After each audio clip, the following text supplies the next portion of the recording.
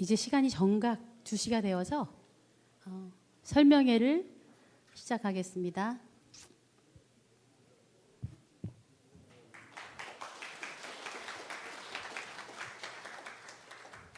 중흥마을 주민 여러분, 안녕하십니까?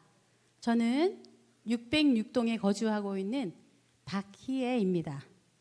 먼저 오늘 바쁘신 일정 가운데 주민 설명회에 참석해 주신 모든 분들께 정말 진심으로 감사를 드립니다.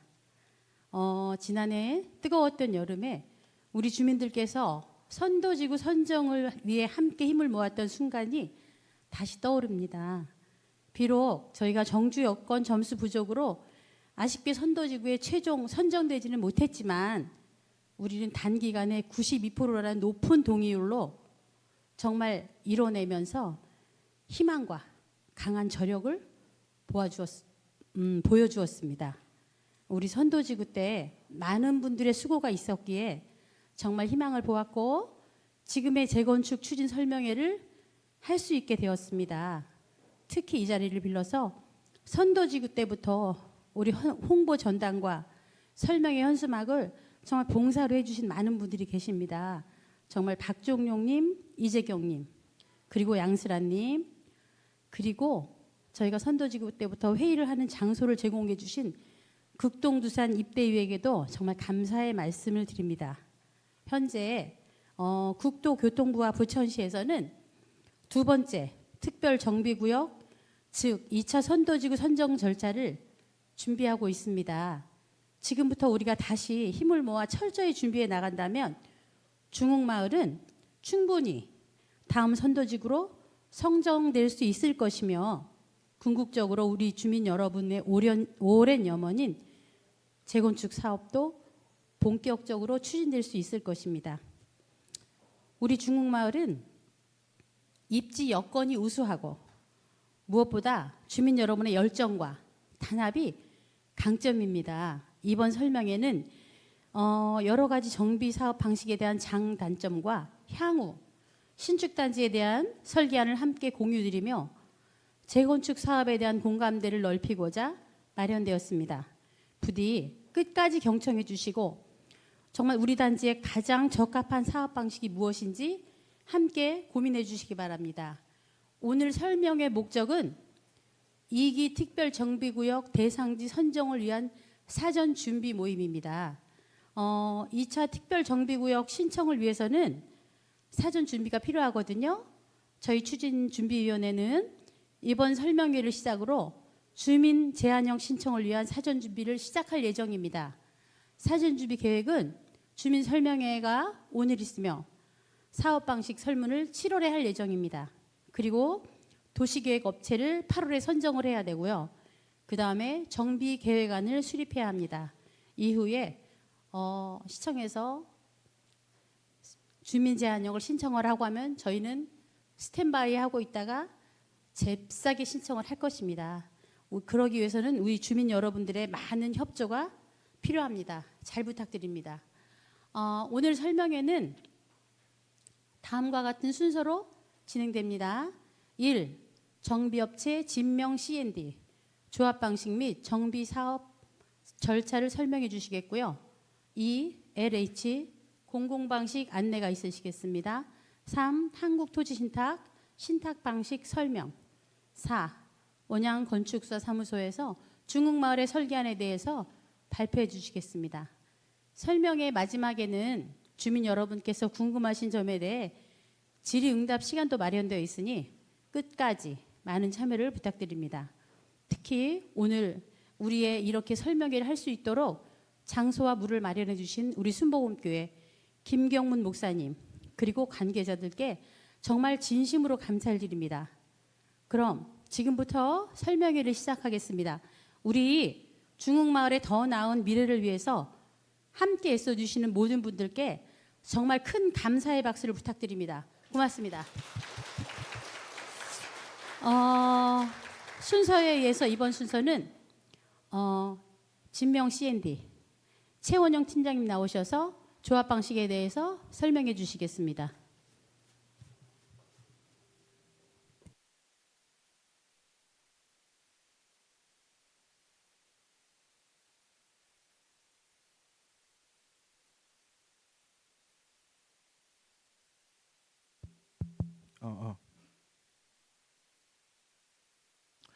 네, 안녕하십니까. 저 정비업체 진명 C&D의 최현영 팀장입니다. 다시 한번 인사드리겠습니다. 제가 오늘 여러분께 드릴 설명은 재건축을 하시는 데 있어서 크게 세 가지의 방식이 있습니다. 조합 방식, 신탁 방식, 공공 방식. 그 중에 사실 저희 정비업체가 조합 방식만 하는 거 아니고 신탁 방식도 하고 공공 방식도 합니다. 하지만 조합 방식에 대해서 설명을 해줄 뭔가 대표성을 가지고 있는 그 업체가 별도로 없다 보니까 저희가 이렇게 조합 방식에 대해서 설명을 요청받아서 설명을 진행하게 되었습니다. 제가 그럼 지금부터 설명을 드리도록 하겠습니다. 네.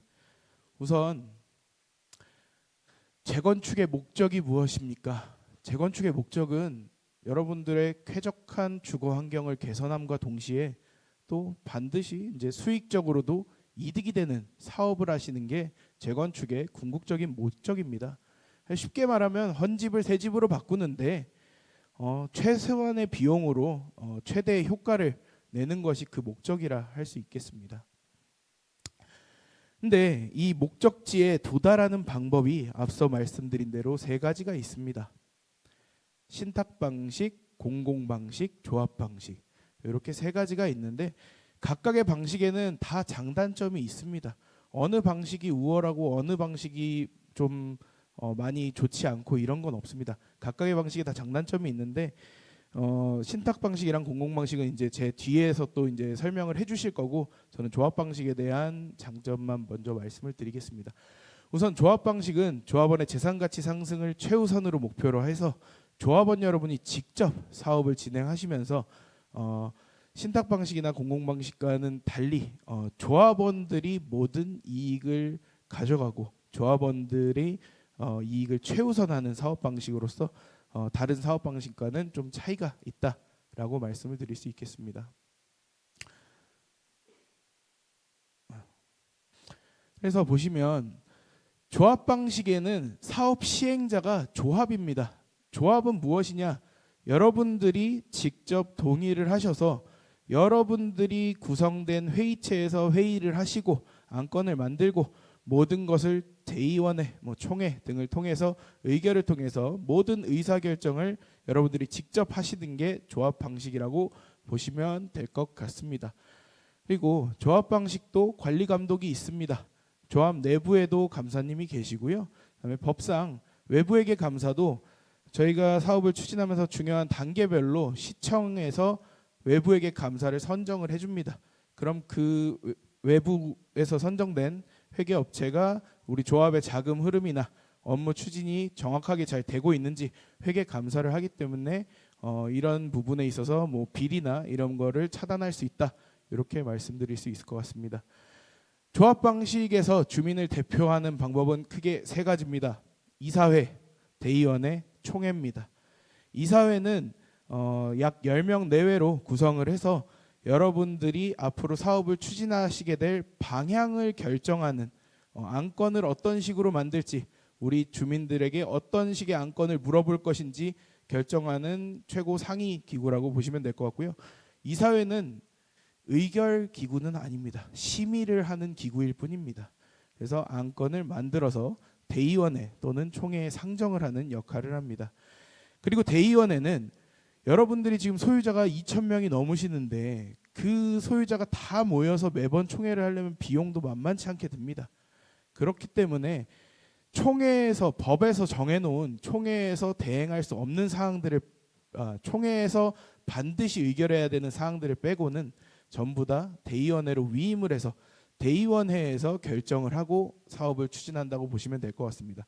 물론 법에서 정해놓은 사항 중에 중요한 시공사의 선정, 정비업체의 선정, 설계자의 선정, 간평의 선정 이런 건 다 총회 의결입니다. 여러분들의 분담금과 관련된 내용은 전부 다 총회 의결을 반드시 받을 것이고요. 대의원회는 총회에서 우리가 예산을 정해주면 그 예산 안에서 집행하는 것을 대의원회에서 승인을 해줄 수 있는 것입니다. 그래서 좀 더 효율적으로 관리를 하기 위해 대의원회라는 기구가 존재를 하고 대의원은 약 100명 내외로 구성이 됩니다. 여러분들 같은 경우는 지금 전체 소유자가 2,000분이 넘으시기 때문에 보통상 뭐 100명에서 한 120명 내외로 구성을 하십니다.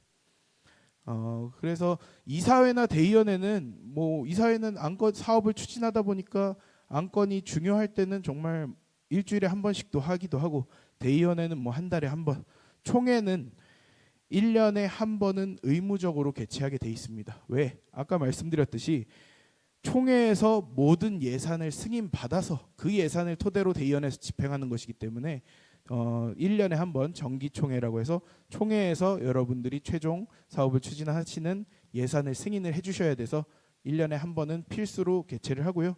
또 사안에 따라서는 임시총회 등으로 수차례 개최를 할 수도 있습니다.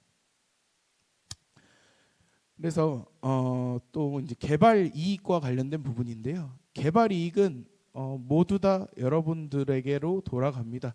우리가 사업을 하면 사업비가 발생을 하고 또 분양분, 일반 분양분이나 여러분들이 분양받으시는 주택에 따라 수익이 발생하지 않습니까? 그 수익에서 사업비를 뺀 나머지 전체 수익을 여러분들이 균등하게 기존에 출자하신 지분 비율대로 나눠 가지시는 것이 조합 방식이라고 보시면 될 것 같습니다. 그래서 사업 관리는 다 조합이 주도. 조합이라 하면 결국 여러분들이 직접 주도한다고 보시면 될 것 같고요. 그다음에 모든 계약 체결도 조합에서 직접 하십니다. 그리고 이제 시공사 선정 같은 경우에는 조합 설립 인가 이후에 선정을 하게 되고, 시공사 참여 조건은 현재로서는 뭐 도급제, 분양불 조건으로 많이들 참여하고 있습니다.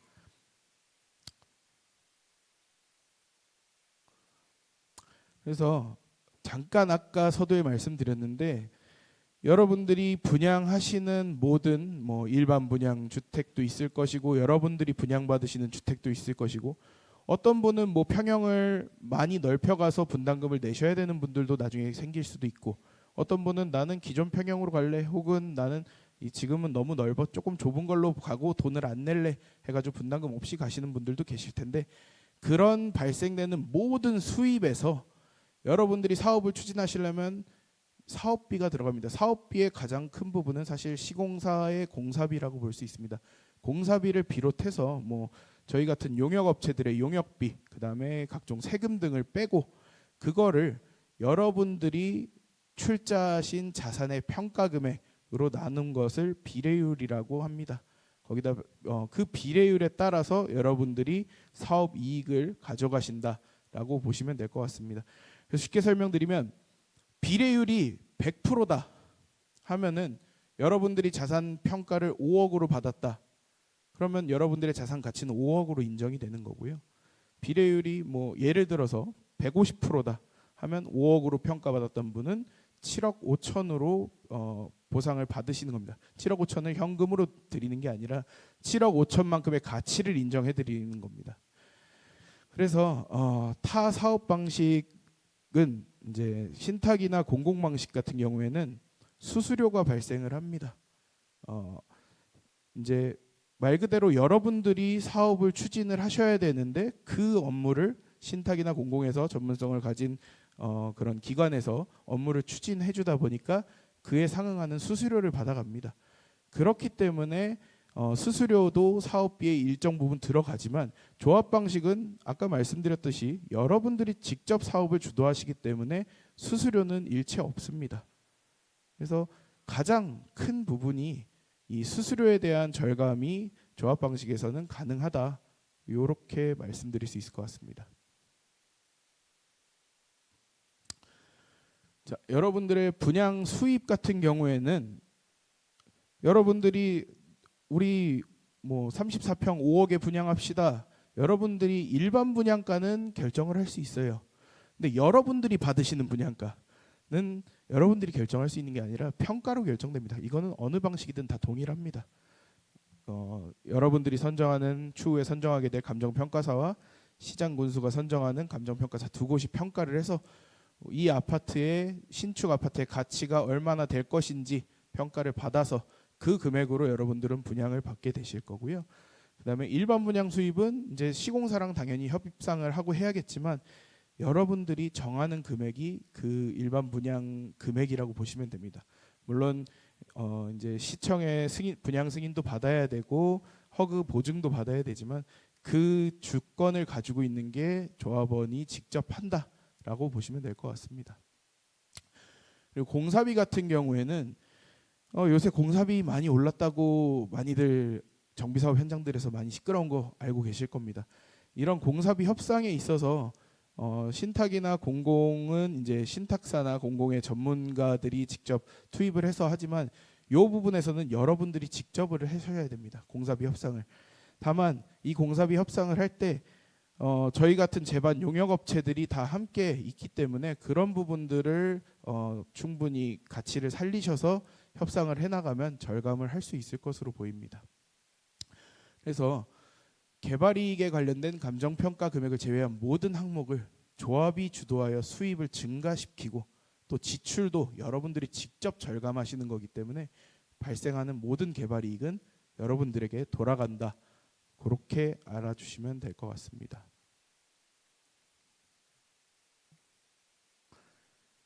그래서 조합 방식과 관련해서 뭐 기간이 늦지 않냐, 오래 걸린다, 뭐 이런 말들이 있어서 제가 인근 지역의 사례만 몇 개 찾아왔습니다. 이제 경기도 시흥시에 있는 시흥대하 3 영남아파트 재건축정비사업조합, 그 다음에 송내 1-1구역 재건축정비사업조합, 철산주공 11단지 재건축정비사업조합. 이 곳들이 조합 설립 인가 후 착공까지 불과 4에서 5년 안에 다 완료를 한 곳들입니다. 그렇기 때문에 이걸 왜 조합 설립 인가 이후로 사업이 이렇게 4, 5년 안에 될 수 있으니까 빠르다라고 말씀을 드리냐면 조합 설립까지는 업체들이 뭘 하는 게 아니라 여러분들이 동의서를 얼마나 빨리 내시느냐, 물론 조합에서 얼마나 여러분들을 잘 설득을 하느냐에 따른 속도의 싸움이기 때문에 업체가 일을 잘하고 뭐 이런 뭐 신탁사가 일을 잘하고 공공이 일을 잘하고 정비업체가 일을 잘하고 이런 개념이 아니라 여러분들의 도움이 얼마나 빨리 성원되느냐에 따라서 기간이 달라지기 때문에 조합 설립 인가 이후부터 실질적으로 전문 업체들이 수행하는 기간은 한 4에서 5년 안쪽으로 이주를 나가실 수, 착공까지 완료할 수 있다라고 보시면 될 것 같습니다. 그래서 결론적으로 우리 재건축 사업을 하는 데 있어서 여러분들이 결정하셔야 될 건 오늘 사업 방식 3개를 설명드리겠지만 내가 조금 힘들더라도 내가 직접 좀 비용도 절감해 가면서 직접 사업을 시행을 할 것이냐, 아니면 내가 돈을 좀 더 내더라도 좀 더 전문적인 업체들에게 이것을 맡길 것이냐, 요 차이라고 보시면 될 것 같습니다. 그래서 제가 조합 방식에 대해서는 뭐 크게 설명드린다기보다는 이렇게 좀 설명을 마치는 게 좋을 것 같고요. 혹시 뭐 질의응답을 지금 받나요? 아니면 이따 끝나고 받나요?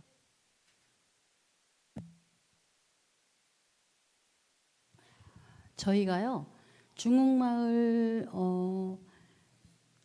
신동아, 극동두산, 중흥주공 3군데를 합친 오픈 채팅방이 있어요. 거기서 입주민들한테 질문을 좀 궁금하신 게 있으면 올려달라 했더니 궁금하신 거를 여쭤봤는데 진명에다 물어보고 싶은 것은 네.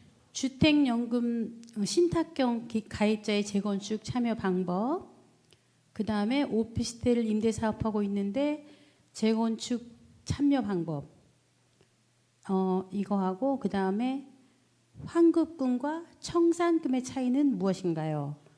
그리고 하나 더 있습니다. 네. 조합 방식의 단점. 네, 이어서입니다. 제가 일단은 첫 번째 질문 주택연금 같은 경우에는 그거는 저보다는 뒤에 있는 신탁사에서 답변하는 게 더 정확할 것 같고요. 제가 네. 정확하게 모르는 부분이다 보니까 그건 뒤쪽 신탁사에서 답변을 해주시는 게 좋을 것 같고요. 그다음에 두 번째 질문하신 게 오피스텔 임대 사업, 임대 사업자가 재건축 참여 방법. 오피스텔 임대 사업을 하고 있는데 네. 재건축을 참여해도 되는지. 저희 단지 안에는 오피스텔이 없고 다른 데서 이제 다른 데 임대 사업을 하고 있는 하신다는 사람. 거죠? 응. 네. 그건 전혀 상관없습니다. 여러분들이 뭐 법인이시든 오피스텔 임대 사업자든 그거에 여부와는 재건축 사업의 참여 여부는 전혀 관계가 없습니다. 그래서 그런 부분은 전혀 걱정하지 않으셔도 될 것 같고요. 네. 그다음에 조합 방식의 단점. 조합 방식의 단점 같은 경우에는 여러분들이 단결력이 떨어지면 사업의 추진이 느려질 수 있습니다. 어떻게 보면 그게 제일 최대의 단점이겠죠. 그래서 신탁을 선택하시는 곳도 있고 공공을 선택하시는 것도 있고, 다만 여러분들이 단결만 잘 된다면 그 사업은 신탁이든 공공이든 누구보다도 빨리 갈 수 있고 가장 비용을 절감할 수 있을 것이라고 봅니다. 그리고 아까 청산금, 환급금 환급금, 말씀하셨죠. 청산금 차이. 환급이랑 청산은 어떻게 보면 비슷한 개념인데, 환급금은요, 여러분들이 예를 들어서 내가 여기 가지고 있던 주택이 5억짜리예요. 근데 내가 분양받은 게 3억이에요.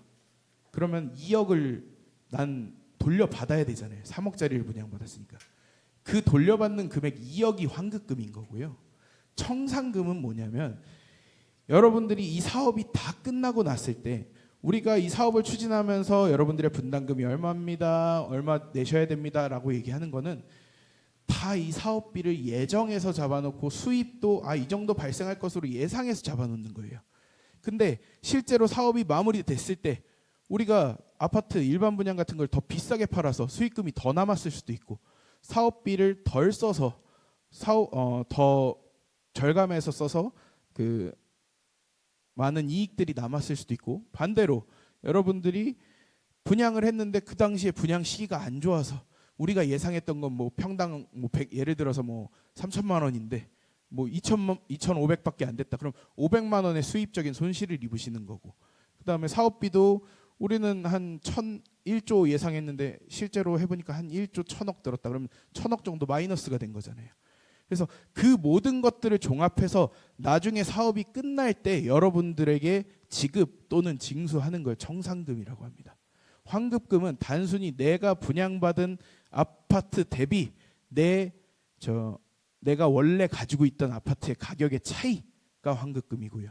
이 사업이 끝나고 최종적으로 이익을 드리든 아니면 추가적인 분담금을 징수하든 그걸 청산금이라고 합니다. 네, 이렇게 말씀드리면 될 거예요. 네. 가시면 안 됩니다. 마지막 질문이 또 있습니다. 네네. 감사합니다. 박수 쳐주세요. 네, 감사합니다. 감사합니다. 저희 이 자리에 참석한 주민분들께 잠깐 안내 말씀이 있습니다. 오늘 그 참석하신 분들이 이제 몇 동 몇 호분이 참석을 하셨는지 저희가 조금 데이터를 뽑아보려고 지금 흰 종이를 돌릴 거거든요. 거기에다가 몇 동 몇 호만 기입하셔서 뒤로 돌려주시면 계속 그거를 지금 이거 설명회를 들으시면서 그거를 좀 부탁드립니다. 우리 운영진께서는 흰 종이를 돌려주시기 바랍니다. 이번 순서는 우리 LH 김민철 센터장님 나오셔서 공공 방식에 대해서 설명해 주시겠습니다.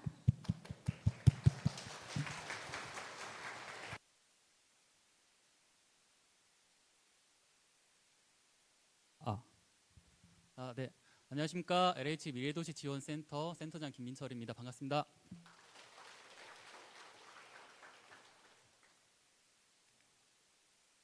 화면 한번 띄워주시겠어요?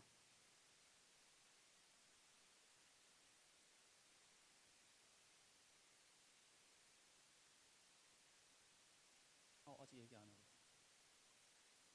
네, 시작하겠습니다. 정말 많은 분들이 오셨네요. 저희 중흥마을이 정비 사업에 대한 열정이 정말 크다는 것을 다시 한번 알게 되네요.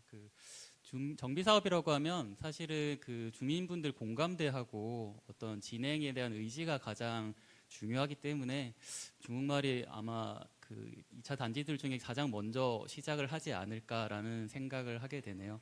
자, 그러면 지금부터 그 중흥마을이 저희 LH 공공시행 방식을 통해서 성공적으로 정비 사업을 진행할 수 있는 방법에 대해서 설명드려 보도록 하겠습니다. 먼저 목차입니다. 그 노후계획도시 정비 사업이 무엇인지 간략하게 설명 한번 드리고, 그 다음에 공공시행 방식이 무엇인지, 그리고 그렇다면 LH의 공공시행 추진 방안은 무엇이 있는지.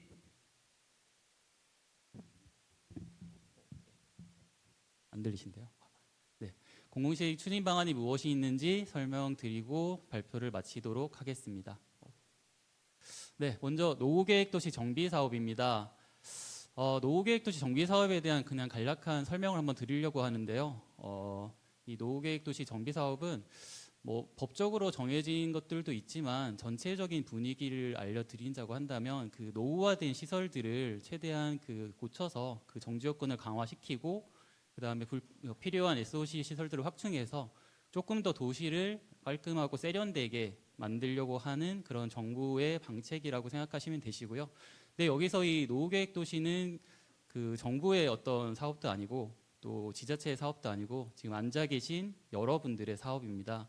그래서 여러분들이 직접 진행하셔야 되는데 그게 조금 더 진행이 좀 깔끔하게 진행될 수 있도록 노후계획 도시 정비 및 지원에 관한 특별법이 제정이 된 거고요.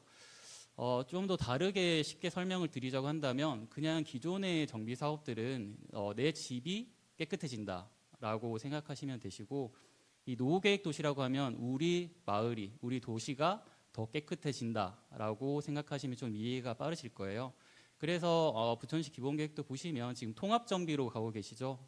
한 단지만 하고 있는 게 아니라 4개 정도의 단지를 통합해서 조금 더 도시적인 측면에서 그 개발시키고 있다라고 생각하시면 되십니다. 네, 지금 정비사업 단계별 추진 계획이라고 적혀 있는데요. 조금 이게 무슨 말인지 싶으실 수도 있는데 예를 들면 그 전체 1기 신도시를 포함한 노후계획 도시들이 한꺼번에 정비 사업을 진행한다고 하면 이주 문제가 있으니까 전셋값이 상승할 테고 또 학교 교육 문제도 있고 도로 교통 문제도 있겠죠. 그래서 선도 지구를 선정해서 먼저 진행할 지구도 선정했었고 그리고 이주 물량을 산정해서 연간 이제 정비를 진행할 수 있는 허용 물량을 이제 계산을 해둡니다. 그래서 부천시에서 기본 계획에 보시면 25년도에는 6,000세대, 6,000세대는 아마 2개의 선도지구가 진행될 거고요. 그 다음에 중흥마을은 여기 26년에 4,000세대, 네, 4,000세대 안에 아마 중흥마을이 들어가지 않을까 싶습니다. 네, 다음으로 정비사업 추진 단계입니다. 지금 여러분들이 앞에 서 계신데요. 기존대로 하면 이제 주민분들께서 특별정비계획 위반 제안을 하시고 그 다음에 구역 지정을 받으시면 도정법 절차에 따라서 진행을 하게 되어 있었는데요. 여러분들, 그러니까 주민분들께서는 사실 정비사업 경험이 없으시다 보니까 이 노특법에서 약간 다른 신규 절차가 생겨났습니다. 보시면 어떤 주민 대표단으로서의 어떤 그 당위성을 위해서 주민들의 대표격인 성격을 위해서 주민 대표단을 구성하고요. 그 다음에 그 주민 대표단이 뭐 신탁이든 공공이든 네, 그 예비사업 시행자와 MOU 협약을 맺어서 특별 정비계획 위반 제안을 하고 구역 지정을 받은 이후에 사업 시행 인가, 관리 처분 인가, 그 다음에 이주, 네, 착공, 준공, 입주까지 완료하게 되십니다. 더 안 들리세요? 네, 알겠습니다.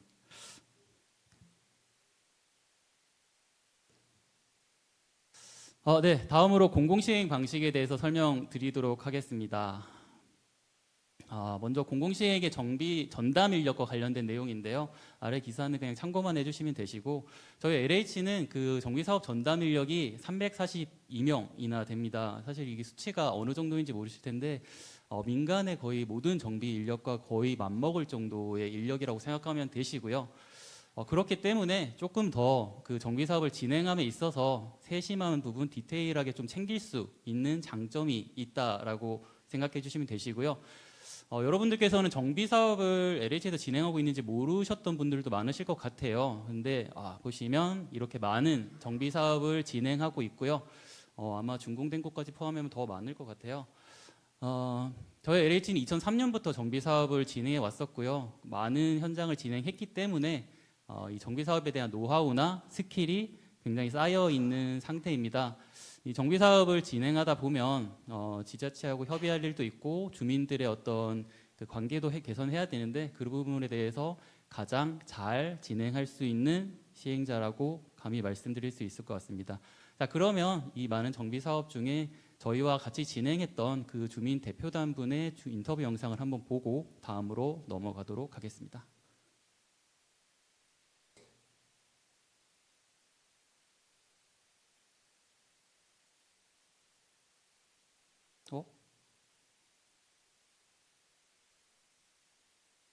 죄송한데 영상 플레이 한번 해주시겠어요?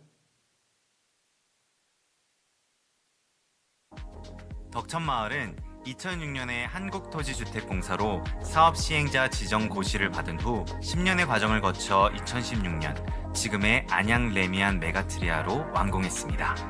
재개발은 왜 그렇게 오래 걸릴까요? 당시 재개발에 권리자로 참여했던 입주민 대표의 이야기를 들어봤습니다. 사람들 의견 모으기가 쉽지 않았습니다. 재개발을 해야 된다, 재건축을 해야 된다, 안 해야 된다.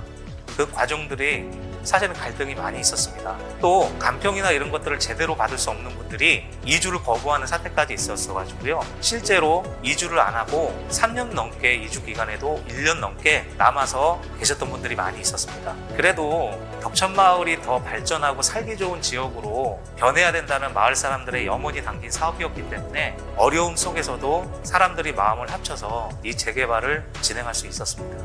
근데 이 사업이 빨리 진행되고 투명하게 진행되기 위해서는 공공 재개발로 가야 된다는 부분들의 의견이 많았습니다. LH가 시행자가 돼서 가야 사업 속도와 투명성 이런 부분들을 만족할 수 있다는데 사람들의 의견이 많이 모아졌기 때문에 진행할 수 있었습니다. 공공시행자의 경우 사업 진행이 빠르고 투명하다는 장점과 함께 여러 가지 단점이 지적됩니다. 민간 브랜드가 들어오지 못한다거나 품질이 떨어진다는 말이 나오는데요. 과연 실제로도 그럴까요?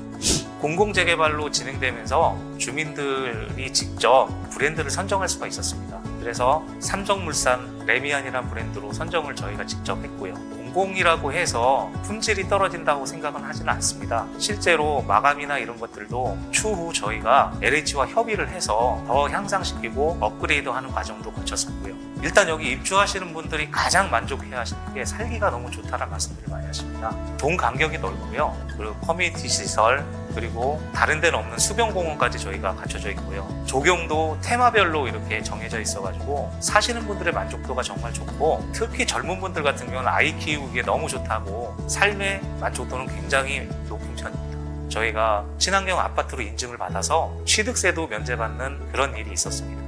재개발하고 싶어하는 동네에 공공재개발 추천하시나요? 경험을 해보니 저희는 적극적으로 조금 추천을 하고 싶습니다. 주민들이 효율적인 방법을 찾는다라고 하면 공공재개발을 저는 추천해주고 싶습니다. 가장 큰 이유 중에 하나가 분담금의 문제가 있습니다. 저희도 이 사업이 진행되면서 분담금이 나오네, 엄청나게 많이 나오니까 빨리 떠야 된다, 이런 말씀들 많으셨었는데 실제로는 추가 분담금이 나오지 않고 이익금을 돌려받게 되었습니다. 아마 이게 처음에 LH에서 제안했던 원가 정산 방식을 통해서 투명하게 진행될 수 있었기 때문에 추가 분담금이 아닌 이익금을 돌려받을 수 있는 사업이 될 수 있었다고 생각합니다.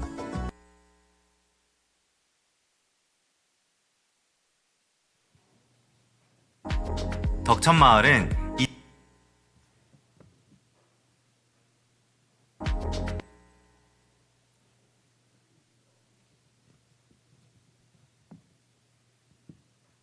죄송합니다. 뭔가 계속 트러블이 생기네요. 저희 공공시행 추진 방법에 대해서 한번 설명드려 보겠습니다. 그 공공시행을 하면 그 LH에서 단독적으로 뭐 마음대로 다 처리하는 거 아니야? 이렇게 오해하시는 분들이 많으신데요. 그렇기 때문에 주민의사기구인 주민대표회의가 법적으로 규정되어 있습니다. 이 주민대표회의와 LH가 사업 시행 약정을 맺어서 각자의 권리와 의무와 권한을 규정하게 되는데요. 주민분들의 가장 큰 권리는 그 브랜드 선정, 그러니까 시공사 선정으로 보시면 되시겠죠. 그 시공사를 선정해 주시면 LH는 그 시공사와 계약을 하고, 이 시공사가 제대로 공사를 하고 있는지 또는 그 주민들의 의사를 제대로 반영하고 있는지 저희가 확인하고 관리, 감독한다고 보시면 되십니다. 다음으로 공공시행 방식의 장점에 대해서 한번 설명을 드려볼 텐데요. 첫 번째로는 신속한 의사결정 및 동의율 완화. 이 동의율 완화라는 부분이 사실 주민분들한테 조금 이게 별거 아니라는 생각이 드실 수도 있는데, 사실은 그 정비 사업이라고 하면 그 사업을 빠르게 진행시켜서 사업비를 줄이는 부분이 핵심입니다. 이 사업 기간이 늘어날수록 사업비가 네, 사업 기간이 늘어날수록 사업비가 증가되기 때문에 주민분들의 부담이 좀 늘어납니다. 그래서 이런 동의율 완화로 인해서 사업이 빠르게 진행될 수 있다는 장점이 있다고 말씀드리고요. 두 번째로 불필요한 사업비를 줄여서 주민 부담을 최소화할 수 있다라는 내용입니다. 어떤 사업이든 사업을 할 때 사업비가 필요하시겠죠. 그 LH는 자체 조달로 그 사업비를 조달하고 있습니다. 저희 자체 조달 금리가 여긴 좀 보수적으로 적혀 있긴 한데 약 4%로 생각하시면 되실 것 같고요. 호당 7,500만 원까지 기금 지원까지 받으시면 4.0에서 3.2%, 아마 타사 대비 굉장히 저렴한 수수료일 거라고 생각이 되고요. 저희 그 수수료도 신탁이든 LH든 동일하게 발생이 되는데 저희가 공공이다 보니까 아무래도 이 수수료 부분도 가장 좀 저렴하고 그리고 변동성이 적은 방법을 고심해서 전체 총 사업비에 토지 등 소유자의 현물 출자 제외, 그러니까 여러분들의 토지비라고 생각하시면 되시고요. 그 부분을 제외한 나머지 사업비의 약 2% 정도가 수수료로 발생됩니다. 그래서 이 부분은 저희가 어쨌든 공공기업이다 보니까 여러분들께 최소한의 수수료를 산정하려고 내놓은 방안이라 생각하시면 되실 것 같습니다.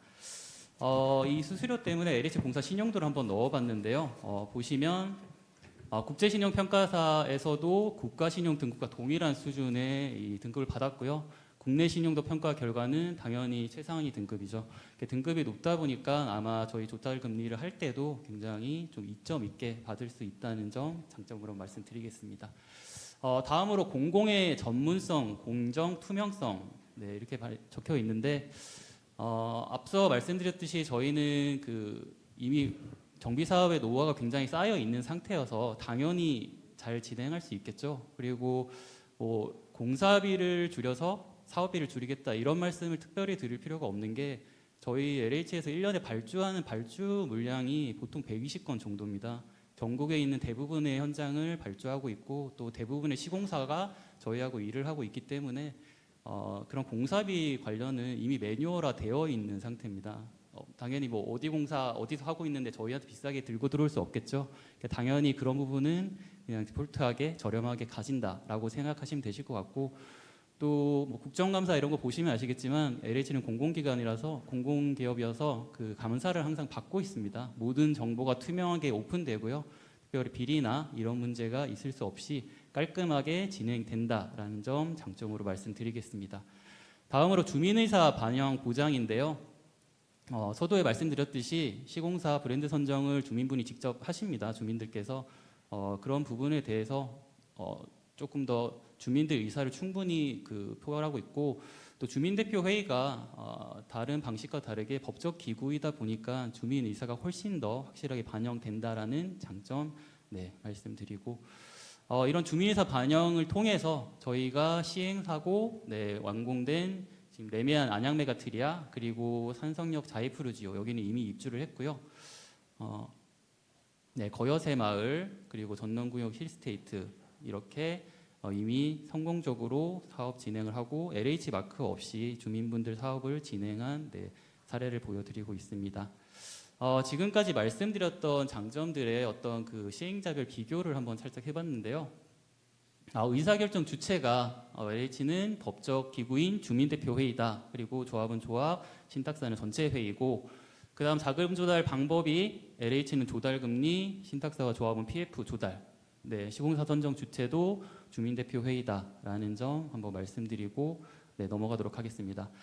다음으로는 LH 공공시행 추진 방안인데요. 이거는 그러니까 굉장히 많은 분들이 여기도 오셨지만 그 단지도 4개가 합쳐져 있고 서로마다 다 의견이 굉장히 다르실 거잖아요.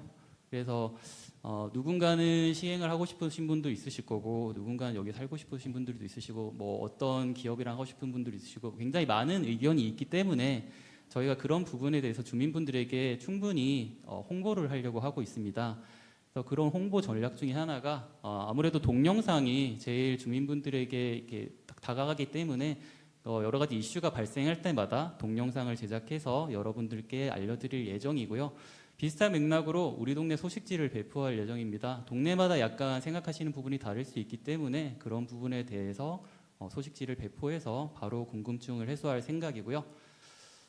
다음으로는 주민지원 방안입니다. 주민 대표단이 꾸려지고 나면 뭐 전화 받으실 분도 필요하시고 어떤 상담도 하셔야 되시고 하기 때문에 그런 어떤 그 사무실이나 이런 부분들에 필요하실 텐데요. 저희가 주민 대표단 구성을 지원하고요. 보시면 협약 체결을 하고 있는 사진입니다. 협약 체결을 통해서 주민 대표단 사무실을 개소하고 지원을 하는 내용으로 보시면 되실 것 같습니다. 다음으로 찾아가는 주민상담소 운영인데요. 개인별로도 궁금하신 분들이 충분히 생기실 거라고 생각하고 있습니다. 그래서 저희가 찾아가서 주민분들 궁금한 부분들을 대면으로 바로바로 해소해 드릴 생각이고요. 그리고 그때마다 좀 잘못된 정보들이 나가지 않도록 그 상담원분들에게 직접적으로 교육도 시행할 예정입니다. 끝으로 그러면 저희와 함께 하셨던 주민분들의 인터뷰 영상 보시고 마무리하도록 하겠습니다. 시 공공재개발 시행 2년 1차 후보지 주민들은 이렇게 말합니다. 역사상 단일구역에서 30건이 넘는 소송이 벌어진 건 여기밖에 없어요. 민간 재개발 트라우마가 아주 심한 것이죠. 다시 재개발이라는 말을 꺼내기가 무섭더라고요. 아마도 LH처럼 공신력 있는 공공기관이 아니었다면 겁먹은 주민들이 마음을 여는 건 불가능했어요. LH 직원들이 현장에 상주하면서 오시는 분들 모두 정성껏 설득해줘서 동의율을 40%에서 68%까지 끌어올렸어요. 앞으로 착공까지 한 3년 정도 봅니다. 굉장히 빠른 거죠. 우리 지역은 강남 3구 유일한 공공재개발 구역입니다. 일반 주거 일종의 대부분이라 사업성은 적고 주민 분담금이 많아 재개발을 추진하기 어려웠습니다. LH 덕분에 재개발이 신속하게 추진되고 있으며 위례 신도시와 구도심을 잇는 가교로서 앞으로 핫한 동네로 탄생할 것입니다. 관을 LH가 대신 상대해 줌으로써 추진 입장에서는 좀 편해진 것도 있고요. 그다음에 주민들이 보기에도 훨씬 더 객관적이고 투명하다고 해야 될까요? 그런 면이 있었던 것 같습니다. 구역 내에 초등학교가 있는데 높은 아파트가 들어서면 아이들의 일조권을 제한할 수 있어서 이슈가 있는데요. LH가 교육청과 잘 협의를 해주리라 믿어요. 10년간의 사업 지원으로 재개발에 대한 주민들의 피로감이 굉장히 높았습니다. 공공재개발에 있어서 LH는 첫 번째로 사업성을 높여주었고요. 두 번째로는 굉장히 신속하다는 것입니다. 10년에서 5년으로 사업 기간을 단축시켜 주었고요. 마지막으로는 투명성에 있습니다. 공공이 함께 하기 때문에 그 사업이 굉장히 투명하게 진행된다는 점이 아주 마음에 들었습니다.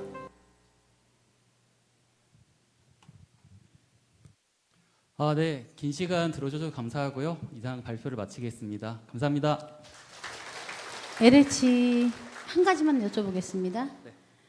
LH가 사업 방식을 선택하면 재건축도 재개발의 공공재건축 특별법에 따라 종상향이 가능한가, 용적률이 상향되는가라고 물어보신 분이 계세요.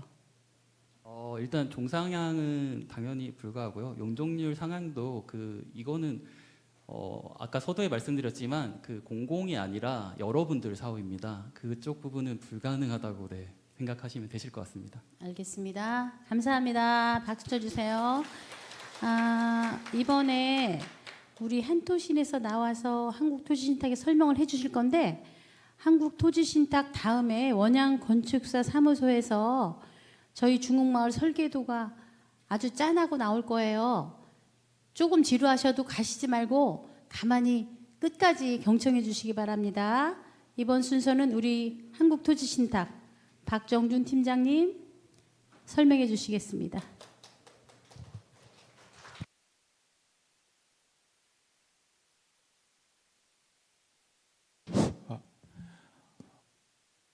네, 안녕하십니까. 저는 한국토지신탁의 박정준 팀장입니다. 다시 한번 인사드리겠습니다. 제가 여기 부천에 3월 달에 은하마을에서 설명을 했었습니다.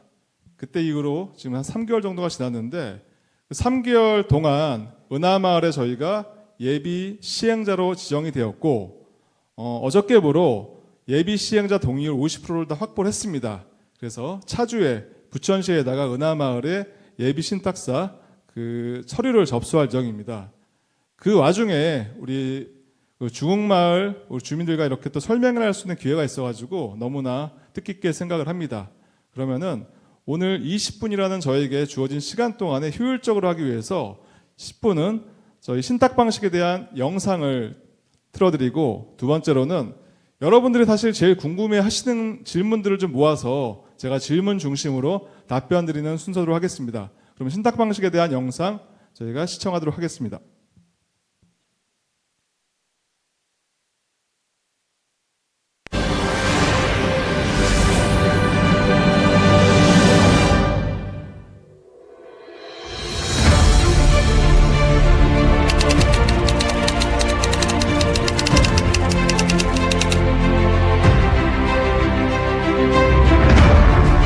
어떤 분야에서는 더 나아지기 위한 도전은 계속되어 왔습니다.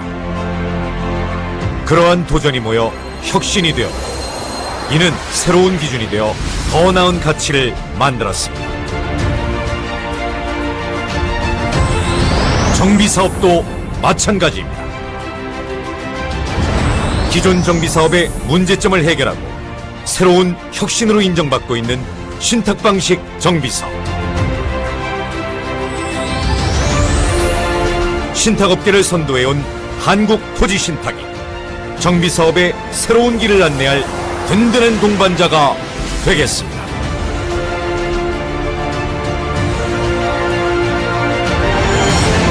정비사업의 새로운 미래를 열다. 한국토지신탁.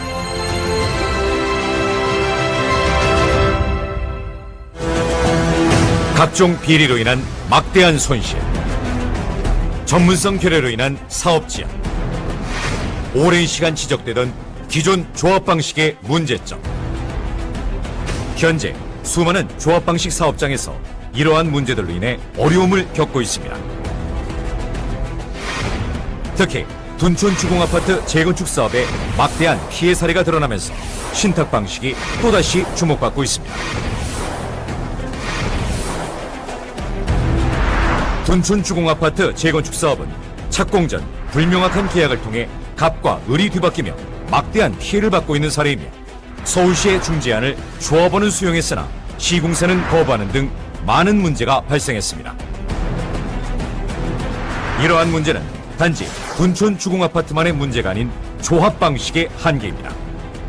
자금 조달을 오직 시공사에만 의존하다 보니 시공사의 의견을 수용할 수밖에 없으며, 이를 거부할 경우 둔촌 주공에서처럼 시공을 거부하며 늘어난 사업 기간으로 인해 조합원들이 막대한 피해를 입게 되는 것입니다.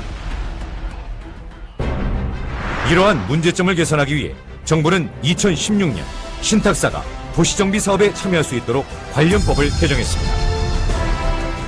이후 오늘에 이르기까지 전국 수많은 현장에서 신탁 방식으로 사업을 진행하고 있고, 그 중에서도 한국토지신탁은 독보적인 전문성으로 업계를 이끌어 나가고 있습니다.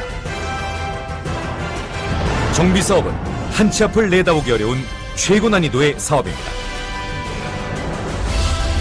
한국토지신탁은 각 현장의 문제점과 조합원님의 니즈를 정확히 파악해 더 나은 개선책을 제안드리는 것은 물론 더 높은 개발 이익을 창출하기 위해 노력하고 있고, 그 결과 수많은 현장에서 성공적으로 사업을 진행하며 그 가치를 인정받고 있습니다.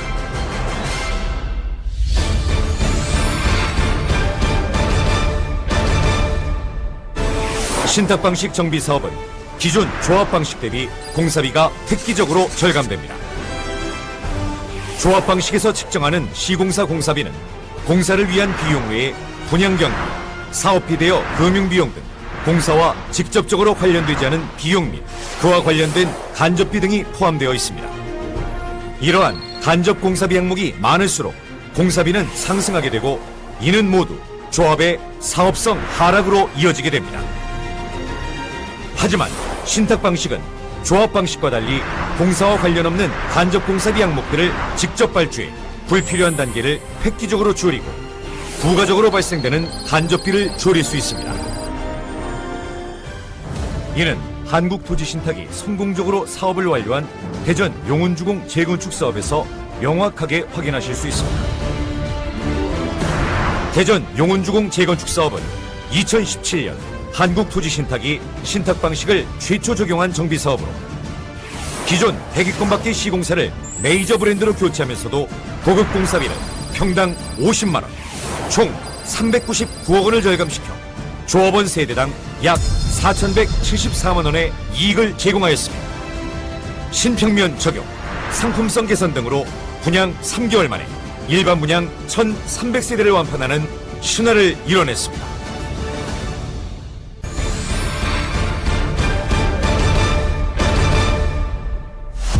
(2004년 2월) 신길 10구역 추진위원회가 설립되고 14년의 시간 동안 주민 간의 갈등으로 무기한 사업이 지연되고 있었던 신길 10구역.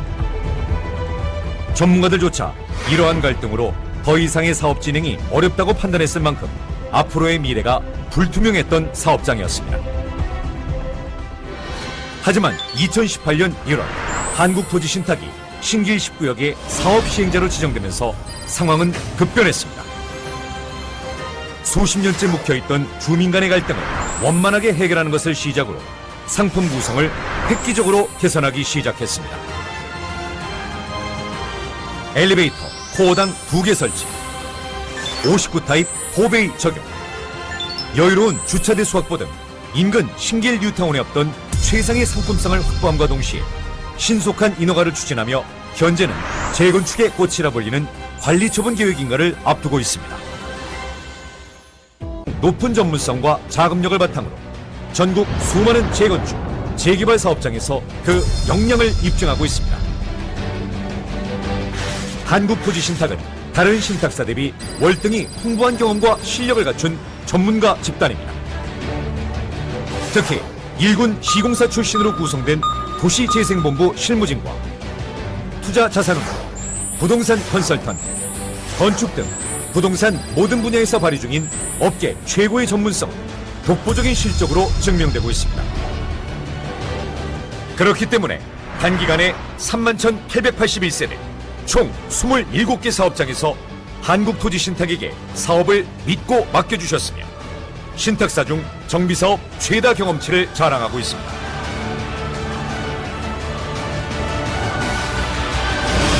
최고의 사업성 향상, 가장 빠른 사업 추진, 그리고 조합의 주도적인 사업 진행까지 한국토지신탁과 함께 성공정비 사업의 꿈이 이루어집니다.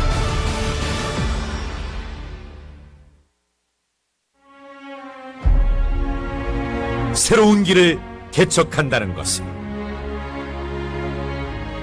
우리에게 있어 무한한 도전이자 세상에 없던 가치를 창출한다는 것.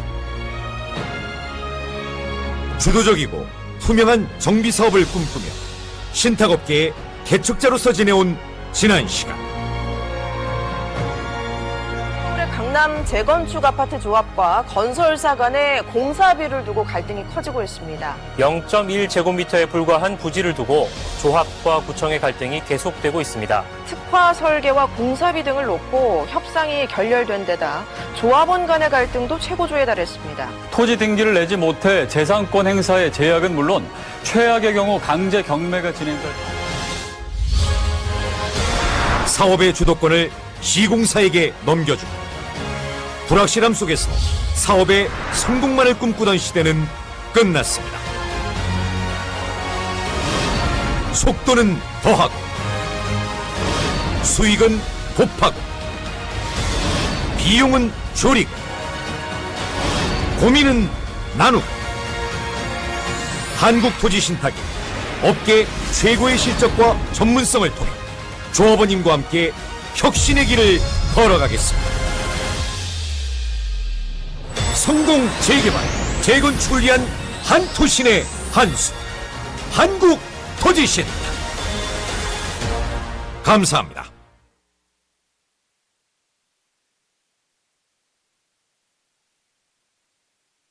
신탁 방식에 대한 그 영상이었고요.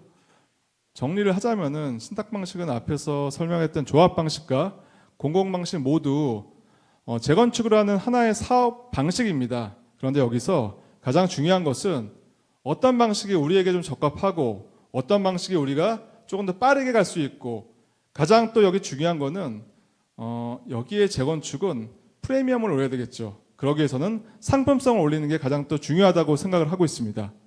그러면 다음으로 여러분들께서 좀 궁금하시는 것들을 좀 정리를 했습니다. 그 궁금하신 것들에 대한 답변 드리도록 하겠습니다.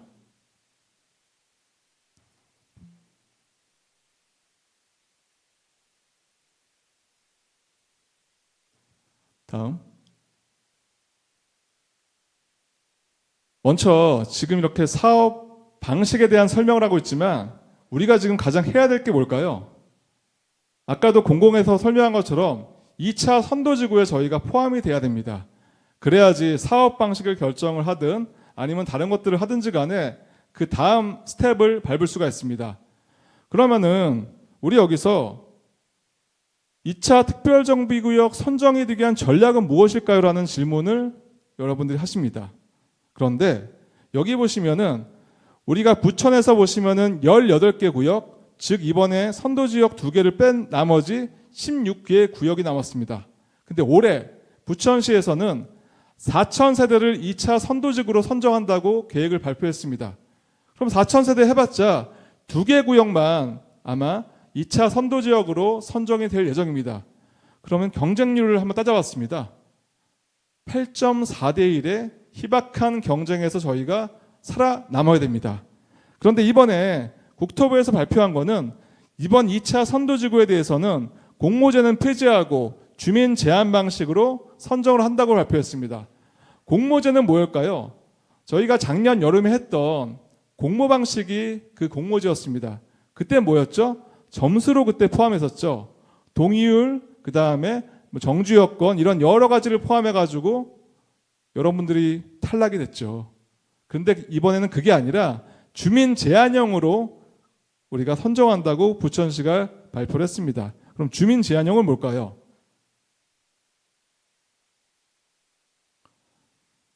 즉 주민이 직접 특별정비계획안을 수립해서 부천시에다가 제출하는 방식입니다. 그러면은 여기 계신 여러분들께서 특별정비계획을 수립해서 제출을 해야 되는데 여러분들이 할 수 있을까요? 못합니다. 특별정비계획 수립을 하기 위해서는 뭐가 필요할까요? 일단 도시계획업체, 특별정비계획 수립을 하는 전문업체를 선정해야 돼요. 그러려면은 그 비용이 대략 한 이번 신문에도 나왔지만 15억 정도, 20억 가까이 소요가 됩니다. 그런데 어떤 업체가 될지도 안 될지도 모르는 현장에 선 투입을 하겠습니까? 결국에는 선 투입과 이런 준비를 하기 위해서는 사전 절차가 필요할 것 같습니다. 아까 말씀드린 조합 방식, 좀 전에 말씀드린 공공 방식도 있는데 신탁 방식도 포함해가지고 여러분들과 호흡을 맞춰가지고 도시계획업체를 뽑을 수 있는 단계까지 와야 돼요. 그러기 위해서는 뭐냐? 오늘 같은 이런 설명회를 통해서 여러분들이 2차 선도지구에 될 수 있다는 확신을 가져야 됩니다. 두 번째, 그 확신을 가진 다음에 사업 방식을 설문으로 투표해서 결정해야 될 것 같습니다. 그래서 만약에 신탁이 되든 공공이 되든 해가지고 그 업체를 믿고 사실 도시계획업체가 선 비용을 투입할 수 있는 환경을 마련해 줘야 되거든요. 그래서 제가 어렵게 얘기를 했지만 오늘 뭐 사업 방식 아까 비례율도 말씀드리고 여러 가지 말씀하시는데 그것도 중요하지만 우리가 2차 선도지구에 당선하자, 그거에 대한 먼저 여러분들의 마음가짐과 의지가 중요하다고 생각을 합니다. 그래서 오늘 이런 설명회를 충분히 들으신 다음에 향후에 재건축에 대해서 나의 자산 가치가 높아진다는 확신을 가지시고 다음에 추진위원회와 하는 향후 일정에 대해서 협조를 하신다면은 저는 오늘 같은 이렇게 많으신 분들이 참여한 것을 봤을 때는 2차 선도지구에 충분히 당선이 될 수 있다고 저는 확신하고 있습니다. 그러면은 특별정비구역 수립 시 일정을 단축할 수 있는 전략, 신탁사에게 물어보면 저는 이렇게 답할 겁니다. 저희는 은하마을과 이미 한번 해봤습니다. 지금 은하마을이 어떤 단계냐면은 아까 말씀드린 대로 똑같이 이런 주민 설명회를 거쳐가지고 신탁 방식으로 결정했고요.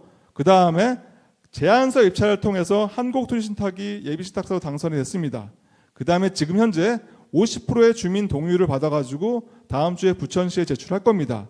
그리고 저번 주에 저희는 도시계획업체 입찰을 이미 공모를 했습니다. 그럼 도시계획업체가 선정한 다음에 은하마을 같은 경우는 특별정비계획안을 저희랑 같이 협업해서 수립할 겁니다. 그러면 이런 단계를 지금 가고 있지 않습니까? 그리고 저희는 부천시랑 계속 협의를 하고 있어가지고 부천시에는 거의 저희 한토신과 TFT를 협의해가지고 일정을 단축할 수 있는 전략을 지금 짜고 있습니다. 그럼 답은 나와 있지 않겠습니까? 이 플로우대로 여러분들은 뒤따라가면은 제가 보기에는 성공할 수 있다고 확신합니다. 그렇지 않습니까? 네. 그런데 또 혹자는 이렇게 또 저에게 또 물어보십니다. 아니 한토신이 은하마을도 하고 있고 혹시 만약에 뭐 중흥마을도 하고 또 옆에 있는 포도마을도 한토신이 예비신탁사로 당선됐다고 하는데 한 개 업체가 이렇게 많은 곳을 사업을 진행할 수 있겠습니까? 역량이 되십니까? 라고 질문할 수 있습니다. 맞습니다. 그런 걱정 충분히 하실 수 있죠. 그런데 물론 중흥마을 같은 경우는 저희가 예비신탁사 된 것도 아니고 입찰을 통해서 할 건데 저희가 되더라도 저희는 그렇게 말씀드릴게요. 어차피 정비사업은 저희 같은 전문가들이 하는 사업관리 시스템을 보유하고 있습니다. 또 하나 아까 같은 은하마을의 그런 경험을 바탕으로 관리 역량을 여기 중흥마을에게도 저희는 충분히 적용할 수 있다고 생각을 합니다. 그러면은 실질적으로 은하마을, 중흥마을, 포도마을의 이런 부천시의 협의도 효율적으로 진행하고 또 규모의 경제가 있지 않습니까? 그리고 이 세 개를 만약에 관리하게 된다면은 이런 또 관리하는 또 조직이 또 하나 생기지 않겠습니까? 그러면은 이러한 관리 효용성도 저희는 앞당길 수 있습니다. 그리고 혹시나 걱정하는 자금 여력, 뭐 인원 여력 이런 것들은 저희가 충분히 가능하기 때문에 참여한다고 답변 드리겠습니다. 또 저희가 회의를 해보니까 이런 걱정들을 하시더라고요. 그러면은 우리가 2차 특별 선도지구가 되더라도 나중에 중흥마을의 미래가 있냐, 분양이 잘 될 것 같냐, 괜찮을 것 같냐라고 질문하십니다. 저희가 은하마을 하면서 스터디를 해봤습니다. 최근에 보시면은 중동 센트럴파크 프루즈 여기 옆에 있는 거 거기가 제일 대장주 아니겠습니까? 여기가 대략 한 3,500만 원의 시세가 지금 형성되고 거래가 형성되고 있는데 여긴 저희가 분석을 해보니까 용적률이 860%예요. 그리고 건폐율이 70%예요. 이 얘기는 뭐냐면은 높고 쾌적하지 않다는 거예요. 빡빡하다는 거예요, 건물이. 그렇죠. 그럼에도 불구하고 2020년도에 준공을 했던 새 아파트이기 때문에 지금 대장 아파트로 자리를 잡고 있습니다. 그런데 우리가 여기서 중흥마을이 나중에 입주를 했다, 분양을 했다, 그랬을 때 어떤 느낌일까요? 여기는 규모가 푸르즈와 비교될 수 없는 3,000세대의 대규모 단지가 생깁니다. 그럼 뒤에 우리 설계사가 설명을 하겠지만 그런 대규모 단지의 상품성과 특화, 커뮤니티 스토어 이런 것들이 있습니다. 이런 것들을 종합해 봤을 때는 충분히 역전 현상이 압도적으로 역전 현상이 발생할 거라고 저희도 전문가적인 입장에서 속 시원하게 말씀드릴 수 있습니다. 세 번째, 공공방식과 비교해서 신탁방식의 장점은 무엇일까요? 라고 여쭤봤습니다. 아까 공공방식에서도 충분하게 설명을 드렸고요. 하나 제가 말씀드리고 싶은 거는 그겁니다. 공공방식 같은 경우는 제가 말씀드리지만 아까도 충분히 설명했지만 재개발 위주에 대한 사업을 설명했습니다. 재개발은 사실 재건축과 달리 지분도 다 다르고 거주 형태도 다 다르지 않습니까? 그러다 보니까 주민들의 이슈 상황, 내부적으로 그런 이슈 상황들이 많이 발생합니다. 그랬을 때는 제가 보기에는 공공에서 충분히 역할을 할 수 있다고 생각을 하는데요. 우리는 뭐죠? 여긴 재건축이죠. 재건축은 가장 중요한 거, 우리 중흥마을 같은 경우도 50평대 큰 평수도 있고 좋지 않습니까?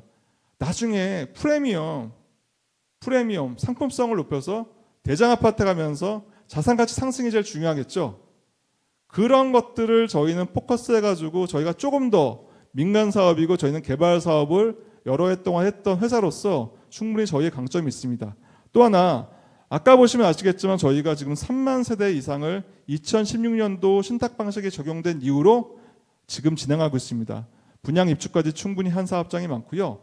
이런 것들을 반영해서 저희의 전문성을 반영한다면 중흥마을이 옆에 은하마을 이런 라인에서 봤을 때는 충분히 프리미엄 향상, 자산 가치가 가능하다고 저는 생각하고 있습니다. 그리고 뭐 이거는 비교하다기보다 저희가 봤을 때는 저희가 이게 뭐냐면은 분당에 있는 양지마을입니다. 여기는 기존 세대수가 4,000세대가 넘는 단지인데요. 저희는 작년에 선도지구 했을 때 여기는 예비신탁사로 참여를 했습니다. 그랬을 때 저희는 예비신탁사가 된 이후로 선도지구가 됐을 때부터 주민들에게 이런 설명회를 바탕으로 해가지고 주민들에게 알 권리를 충분하게 말씀드렸습니다. 결국에 뭐냐, 피드백이 빠릅니다. 주민들이 궁금한 게 있으시면요, 바로바로 저희가 피드백을 해주고 답변을 들음으로써 주민들의 알 권리를 충분히 해소시키고 사업 속도를 충분히 빠르게 할 수 있다는 장점이 있습니다. 여기도 보시면 선도지구 선정 이후 양지마을 같은 경우는 바로 설계와 시뮬레이션까지 포함해가지고 사업성까지 저희가 주민들에게 설명을 통해서 알린 사례가 있습니다. 그리고 이제 수수료에 대해서도 공공방식에서 아까 답변을 주셨는데 요즘에는 솔직히 말씀드려서 역전 현상이 좀 발생을 했습니다. 저희가 시뮬레이션을 해봤습니다. 신탁 방식은 총 매출액을 대비해서 수수료를 적용을 합니다. 보통 우리가 100이라는 총 매출액을 보통 반영했을 때 약 신탁 방식 수수료가 요즘에 1에서 1.2% 수준입니다. 그러면은 1원에서 한 1.2원이 발생하겠죠, 수수료로. 그런데 공공방식은 아까도 말씀드린 대로 총 사업비 개념으로 2%를 적용을 합니다. 그럼 총 사업비는 총 매출액이 100이었을 때는 대략 60에서 70 정도가 발생을 합니다. 그러면 여기다 2% 곱하면은 1.2원에서 1.4원 역전 현상이 발생을 했습니다. 물론 옛날에 그 신탁 방식이 2에서 3%를 정했을 때는 충분히 공공방식의 수수료가 더 낮았지만 지금은 이런 대형 단지의 재건축 단지 같은 경우는 저희가 수수료를 조금 더 저렴하게 반영을 하고 있습니다. 그리고 혹자는 그렇게 말씀하십니다. 신탁 방식 하면은 신탁 등기를 하는 거 아닌가요? 이거 재작년에 폐지됐습니다. 그냥 동의서 나중에 신탁 계약이 아니라 이 재건축에 동의한다는 조합 방식과 동일하게 동의서만 내시면은 신탁 등기 안 하셔도 됩니다. 그리고 저는 이게 가장 중요한 것 같습니다. 우리가 노후정비법에 따른 재건축이 많은 혜택이 있습니다. 보통은 우리가 도시및 주거환경정비법에 의해서 재건축을 하는 거 알고 계시지 않습니까? 그러면은 도시정비법에 의한 재건축은 몇 프로 동의율이죠? 70% 받아야 돼요. 그리고 상가도 과반수 동의율 받아야 돼요. 그리고 동별도 과반수 동의율을 다 받아야 돼요. 굉장히 복잡하고 어려운 단계입니다. 근데 노후도시 정비법에 따른 이 재건축을 진행하게 되면은 그냥 신탁 방식의 경우에는 전체 주민의 50%만 받으면 됩니다. 물론 이건 조합 방식의 경우에는 아까 말씀드린 대로 요건을 따라야 돼요. 근데 저희는 신탁 방식과 공공 방식은 사업 시행자 지정할 때는 50%만 동의를 받기 때문에 제가 보기에는 뭐 조합 방식이 좋고 나쁜 걸 떠나가지고 굉장히 선정할 때 유리합니다. 그래서 특히 이런 선도지구 같은 경우에는 대부분이 신탁 방식이나 공공 방식을 택하는 게 바로 이 이유입니다. 그래서 여기 보시면은 뭐 안전인하도 면제되고 용도 지역, 그다음에 용적 향상 이런 것들이 굉장히 큰 장점이 있기 때문에 전 그래서 감히 말씀드립니다. 여기는 지금 2차 선도지구에 당선되는 것이 가장 중요합니다. 3차, 4차, 5차, 6차 이 부분은 지금도 법이 엄청나게 빠르게 변하고 있지 않습니까? 그래서 2차 선도지구에 빨리 올라타야지 저희가 꿈에 그리는 재건축을 해서 여러분들의 자산 가치가 상승된다고 말씀드리면서 저는 설명에 마치도록 하겠습니다. 감사합니다. 감사합니다. 한토시내도 질문이 두 가지가 있습니다. 네. 한국토지신탁은 중흥마을 시공사가 시공 비용을 조달하기 위해 회사채를 발행한다면 시공 예상 비용을 한도로 보증을 제공할 것인지. 질문이 조금 약간 잘못된 것 같은데요. 네. 시공사가 이 사업에 참여하기 위해서는 그들은 자금을 대지 않습니다. 그냥 공사만 합니다. 저희가 자금을 대는데 정비사업의 구조상 두 가지입니다. 보통 관리처분이라는 게 있습니다. 저희가 인허가를 다 밟은 다음에 관리처분이라는 걸 하게 되면은 그 관리처분 때까지는 저희가 고유 비용으로서 자금 조달을 하고요. 관리처분 이후에는 우리가 허그라는 국가 기관이 있습니다. 거기다가 보증을 통해서 저금리로서 사업비를 저희 신혼공연으로 끌어오기 때문에 아까 말씀드린 시공사가 뭔가 자금을 댄다, 그 부분은 저희는 신탁 방식은 하고 있지 않습니다. 예. 감사합니다. 그리고 한 가지가 더 있습니다. 한국토지신탁이 신탁사가 된다면 저금리 금융주선이 가능한 KB 같은 금융주주를 끼고 있는 신탁사보다 낮은 수준의 금리로 금융주선이 가능한가? 지금 말씀하신 되게 핵심인데요. 우리나라에는 14개의 신탁사가 있습니다. 그중에 자본 규모나 실적은 저희 회사가 제일 가장 높고요. 특성이 있습니다. 비금융권 신탁사, 그 다음에 금융계열사 신탁사로 나눠지고 있습니다. 신탁사가. 그때 여러분들이 알고 있는 뭐 KB은행, 하나은행, 뭐 신한은행 이런 계열사들의 실질적으로 신탁사들도 있는데요. 그들이 금리가 낮다라고 생각을 하시는 게 있지만 입찰해 보시면 아마 대동소이합니다. 왜냐하면은 정비사업 같은 경우는 이 관리처분때까지 쓰는 돈이 어느 정도 정해져 있거든요. 그리고 그 정해져 있는 금액도 충분하게 절감해서 갈 수 있는 노하우가 있거든요. 저는 그래서 감히 말씀드리는데 금리 수준은 거의 대동소이할 거고, 금리가 중요한 게 아니라 관리처분 때까지 이 돈이 나가는 거를 최대한 계약서나 이런 것들을 용역계약서를 잘 써가지고 여러분들의 비용을 최대한 아낄 수 있는 관리 역량이 있는 신탁사를 조금 더 바라보신 다음에 선정하시면 여러분들께 더욱더 큰 이익이 있을 거라고 말씀드리겠습니다. 감사합니다. 박수 쳐주세요. 감사합니다.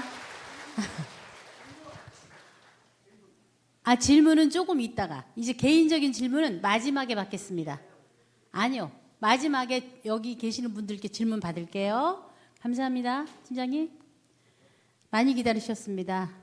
이제 원양건축사 사무소에서 나오셔서 중흥마을 설계안에 대해서 발표해 주시겠습니다. 남영무 상무님 나오시겠습니다.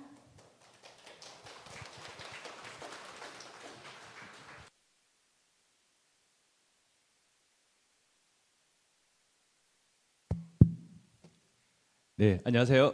다시 한번 인사 올리겠습니다. 건축 설계를 담당하고 있는 원양건축의 상무 남정우라고 합니다. 반갑습니다.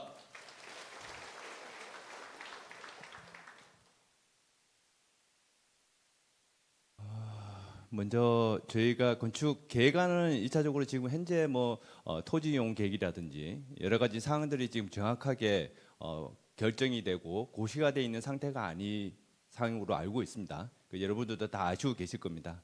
이런 부분들은 나중에 좀 협의를 통해서 어떤 기본 토지 이용 계획이라든지 이런 부분들은 조금 변경이 될 수 있지만, 그래도 우리가 나중에 향후에 살고자 하는 나아가야 될 주거의 환경과 나중에 우리가 주거를 신축을 했을 때 어떻게 이렇게 지어질 수 있을까에 대한 비전을 좀 보여드릴 수 있을 것 같아서 오늘 이렇게 좀 준비를 했습니다.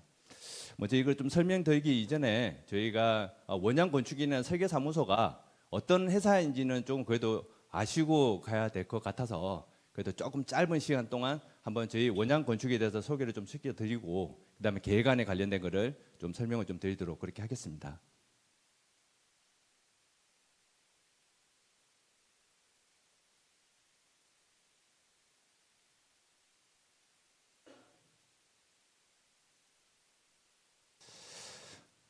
저희 원양건축사무소는 우선 슬로건 자체가 기본에 충실하자라는 슬로건을 가지고 있습니다.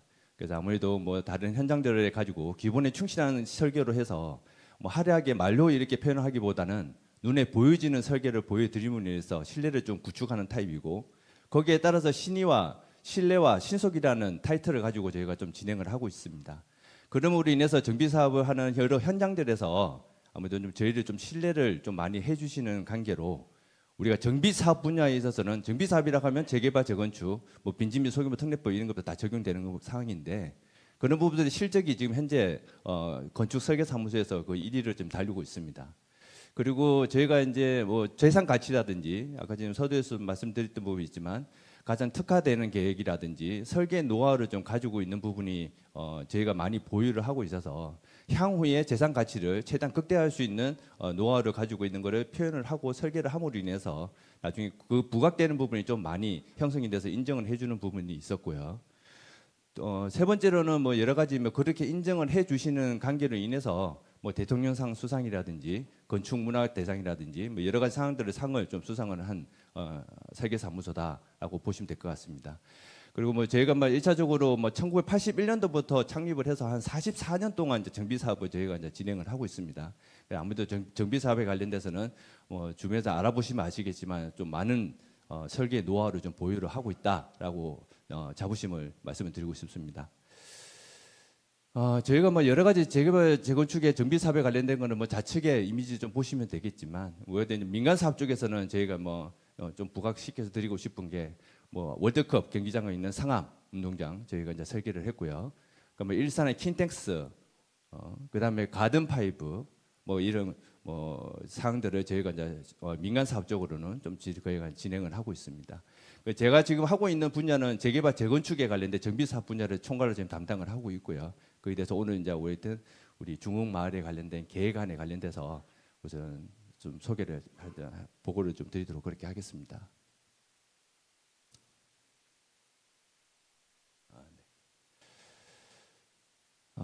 저희 지금 현재 진행되고 있는 그 중흥마을의 토지 이용 계획안입니다. 뭐 저희가 이제 세운 세 군데의 단지를 통합을 해서 진행되는데 지금 가운데 이렇게 점선으로 초록색이 있는 구간이 원래 현 도로가 이렇게 단지별 구역을 나눠지는 그 도로라고 좀 보시면 되고요.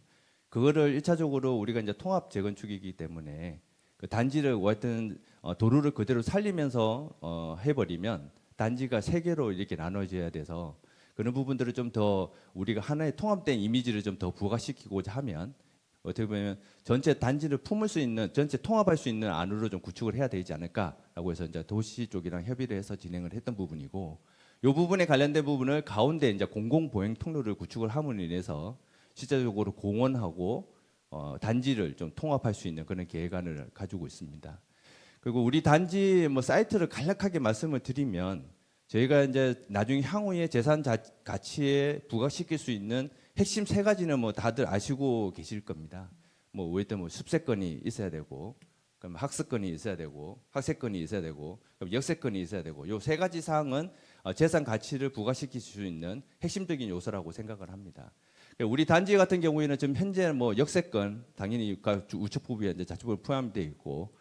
학습권은 초, 중, 고 같이 인접해 있고, 근데 바로 옆에 바로 위에 이제 우리가 이제 메이저로 하는 뭐 길주공원이 있긴 하지만 공원이 아무래도 상대적으로 여기는 아파트 단지를 좀 품고 있는 곳이라서 숲세권 개념이 조금 이제 부천 중앙공까지 가지 않는 이상 그렇게 공원을 품고 있는 그런 아파트 단지 환경은 안 되는 것 같습니다. 그래서 이 부분을 오늘 이번에 핵심적으로 좀 말씀을 드려야 되는 부분이 역세권과 학세권은 구축이 되어 있으니 우리 단지를 통합함으로 인해서 숲세권 단지를 만들면서 나중에 향후의 재산 가치를 최대한 극대화를 올려보자라는 큰 컨셉을 가지고 이번에 진행을 했습니다. 설계 개요 부분인데 글자 좀 작아서 좀 안 보이실 텐데요. 전체 용적률은 지금 현재 우리가 350%가 기준 용적률이고요. 그 이상으로 올라가려 그러면 기부채납 땅을 좀 더 많이 내놔야 되는 사항이 있습니다. 그 공공기후일에 관련된 부분 아직 결정된 부분이 없어서 나중에 향후에 결정되고 나면 변경이 될 수는 있겠지만 어쨌든 현재 계획안은 380% 계획안으로 보고를 좀 드리도록 그렇게 하겠습니다. 그리고 전체 층수는 지하 3층에 지상 45층으로 지금 계획이 되어 있고요. 총 세대수는 3,130세대로 계획이 되어 있습니다.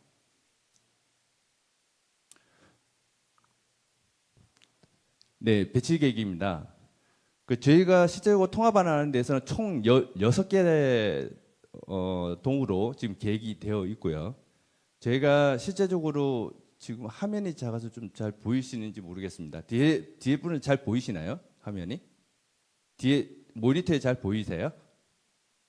네네. 우선은 지금 현재 총 3개의 블록을 통합안으로 계획을 했고 출입구는 기존에 있는 출입구를 그대로 좀 유지를 하는 형태로 해서 좀 계획안을 잡았습니다. 그리고 이제 중앙에 우리가 아까 좀 말씀드렸던 역세권하고 학세권은 그래도 뭐 여러 가지 연결되는 부분을 좀 고려를 해서 학교 일주라든지 여러 부분들이 좀 고려가 돼야 되는 부분이 있기 때문에 그쪽으로 해서 1차적으로 우리가 기부 체납을 할 수 있는 공원을 조성을 해서 학교로 좀 둘러싸서 학습권에 대한 일조권을 만족할 수 있게끔 그렇게 이제 조성이 되어 있는 상태고, 그리고 그 위에 있는 우리 땅 위에 있는 길주공원이 있습니다. 그 길주공원에 있는 그 공원에 있는 흐름 자체를 우리 단지 쪽으로 최대한 끌어들이는 걸로 저희가 계획을 했습니다. 그래서 큰 주황에 보시면은 좌측 상단 부분에 1차적으로 메이즈급에 대한 광장이 형성이 될 거고, 그 다음에 밑에 하단에 있는 두 개 블록 사이에 공공보행 통로를 연결할 수 있는 큰 메이저 각각 컨셉을 품고 있는 공원이 형성되는 걸로 해서 단지의 전체의 숲세권을 만들 수 있게끔 그렇게 된 배치 계획이다라고 보시면 될 것 같습니다. 어쨌든 공원 면적으로 지금 현재 땅을 이제 컨트롤 대략적인 면적이지만 실제적으로 보면 우리 국제교육의 운동장 한 3개 정도의 크기가 우리 단지 안에 지금 공원으로 생긴다라고 보시면 되고요. 단지를 이렇게 아우르는 전체적으로 산책길을 이렇게 쭉 한번 면적을 따져보니 한 3km 정도가 2.5에서 3km 정도가 되는 것 같습니다. 외부 와서 산책을 안 하시고 우리 단지 내에서 걸어 다니시면서 전체적으로 산책을 하시더라도 한 2.5에서 3km는 이렇게 걸어 다니면서 산책할 수 있는 어떻게 보면 숲을 품고 있는 아파트 그랜드 파크를 개념을 두고 있다라고 좀 보시면 될 것 같습니다. 다음은 우리 단지 향후에 뭐 이렇게 됐을 때 나중에 조감도 개념입니다. 저희가 이제 각각에 있는 메이저 어떻게 보면 큰 도로변 부천 우리 역 쪽으로 나뉘어져 있는 그쪽에 동을 2개 동시 연결을 시켜서 어쨌든 우리 단지를 재산 가치를 극대화할 수 있는 커뮤니티 시설을 스카이 브릿지를 형성함으로 인해서 최소한으로 우리 단지의 명품 아파트의 랜드마크를 조성할 수 있는 동을 이제 구축을 했고요. 그래서 단지를 전체적으로 그 스카이 브릿지를 기점으로 해서 각각의 양옆으로 공원이 품고 있는 그런 단지의 개념이다라고 좀 보시면 될 것 같습니다.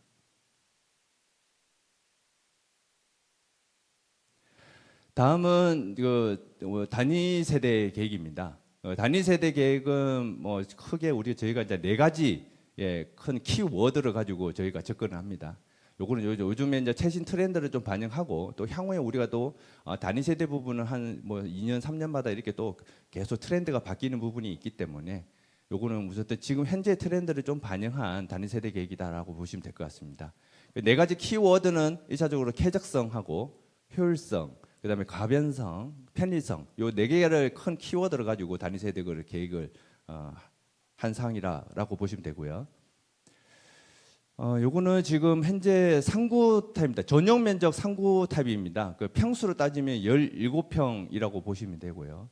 현재 지금 있는 현재 거주하고 계시는 타입이 한 36인가 이렇게 되는 걸 알고 있는데 3구인가요? 36이나 39 타입이 있는데 거기는 현재는 원베이 개념으로 지금 현재는 계획이 되어 있습니다. 현재 여기는요. 근데 지금 현재 저희는 이제 전면에서 보시면 방과 거실이 전면적으로 보시는 면이 2면이 있기 때문에 한 면당 원베이, 투베이라는 개념을 설립을 합니다. 그래서 지금 단위 세대를 보면 2개의 면이 바깥쪽으로 있기 때문에 투베이 개념으로 구성을 했다라고 좀 보시면 될 것 같습니다. 다음은 그 전용 면적 5구 타입입니다. 그 평수로 따지면 25평이고요. 요거는 뭐 서두에서 말씀드렸듯이 방과 거실과 침실과 이게 4개의 면이 밖으로 있기 때문에 4면이 채광을 다 바라볼 수 있게끔 주거 환경 쾌적성을 확보를 했다. 그래서 포베이 개념으로 판상형 구조를 띄었다라고 좀 보시면 되고요.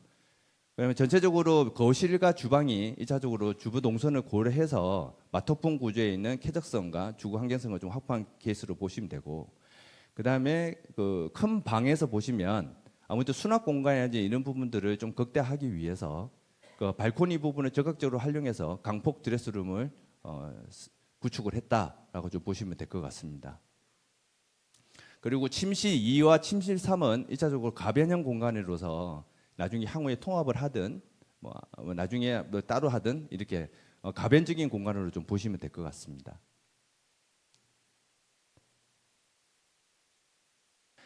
다음은 전용 면적 5구 B 타입이고요. 같은 평수는 25평입니다. 이 타입은 이제 코너형 타입이라고 하는데 1차적으로 이면이 개방된, 어떻게 보면 도시의 이면을 파노라마 뷰를 형성할 수 있는 단위세대 계획이다라고 좀 보시면 되고요. 무슨 뭐 거실하고 침실 쪽에도 마찬가지고 큰 마스터 베드룸에 침실 원 쪽에 강폭 드레스룸을 별도로 구축을 한다든지, 나중에 향후에 뭐 서재로 활용한다든지 여러 가지 가변적인 공간으로 형성할 수 있게끔 그렇게 계획이 되어 있습니다. 다음은 전용 면적 84 기준입니다. 뭐 우리가 그 평수로 33평 기준이고요. 이것도 포베이 개념입니다. 그 현관에서 이제 들어오시면 좌측에 보면 주부 동선을 고려해서 바로 식당으로 들어갈 수 있는 클린 존 개념이 있고요. 그 요 클린 존은 나중에 향후에 뒤에서 좀 다시 한번 좀 설명을 좀 드리는 걸로 하고, 주방 들어가고 거실에서 주방까지 실제로 마통풍 구조로 형성되어 있는 시스템이다. 그리고 또 여기는 84 타입의 또 전용으로 알파룸 공간으로 조성이 돼서 이것도 주방을 넓히고자 하시면 더 넓히시고, 아니면 알파룸 공간이라든지 다른 복합적인 용도로 사용할 수 있게끔 그렇게 구축이 되어 있다. 그 침실 원 부분에서도 강포 드레스룸은 그대로 반영이 된다라고 좀 보시면 될 것 같습니다. 이것도 이면 개반형 그 파노라마 뷰 형성할 수 있는 전용 84이고요. 전체적으로 이것도 그 마토풍 구조에 대한 개념을 정립을 했고, 침실 원 부분에서도 강포 드레스를 그대로 적용하고 알파룸 들어가는 부분들, 이런 부분들을 반영을 한 타입이다라고 좀 보시면 될 것 같습니다. 이것도 전용 84 기준이고 평수로 33평짜리 코너형 타입입니다. 요거는 이제 도시 어반에 관련된 축을 해서 마토풍 구조를 좀 변형한 타입이라고 좀 보시면 되고요. 실제적으로 그 침실본 부분하고 거실, 주방 일체형으로 하는 그런 개념들, 이런 부분들은 똑같다라고 좀 보시면 될 것 같습니다.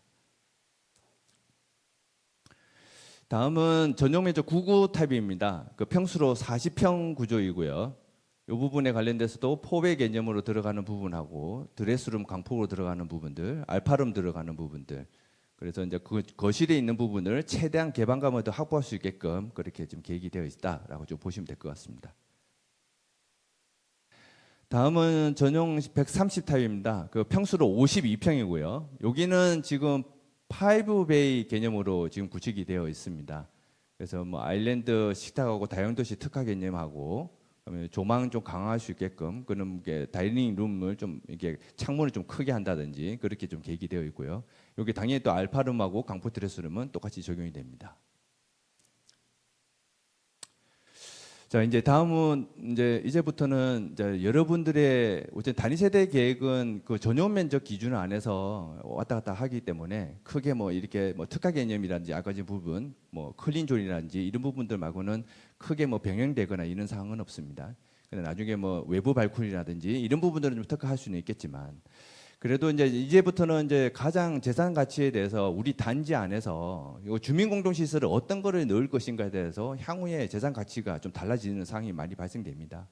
우리 단지 안에 아까 전에 말했던 세 개의 숲세권, 역세권, 합세권이 다 형성되는 그런 공간과 주민 공동 시설, 우리 단지 안에서 모든 시설을 외부에 안 가고 우리 단지 내에서 형성될 수 있는 시스템을 어떻게 구축할 것인가에 따라서 단지의 가치가 좀 달라지는 상황이 좀 발생되더라. 그 사례를 통해서 저희 중흥마을 같은 경우에는 이 정도의 규모의 커뮤니티 시설은 들어가야 되지 않을까라고 이제 제안을 드리는 거고, 이 부분은 향후 좀 이제 또 니드 사항에 따라서 변경이 되거나 이렇게 할 수는 있습니다.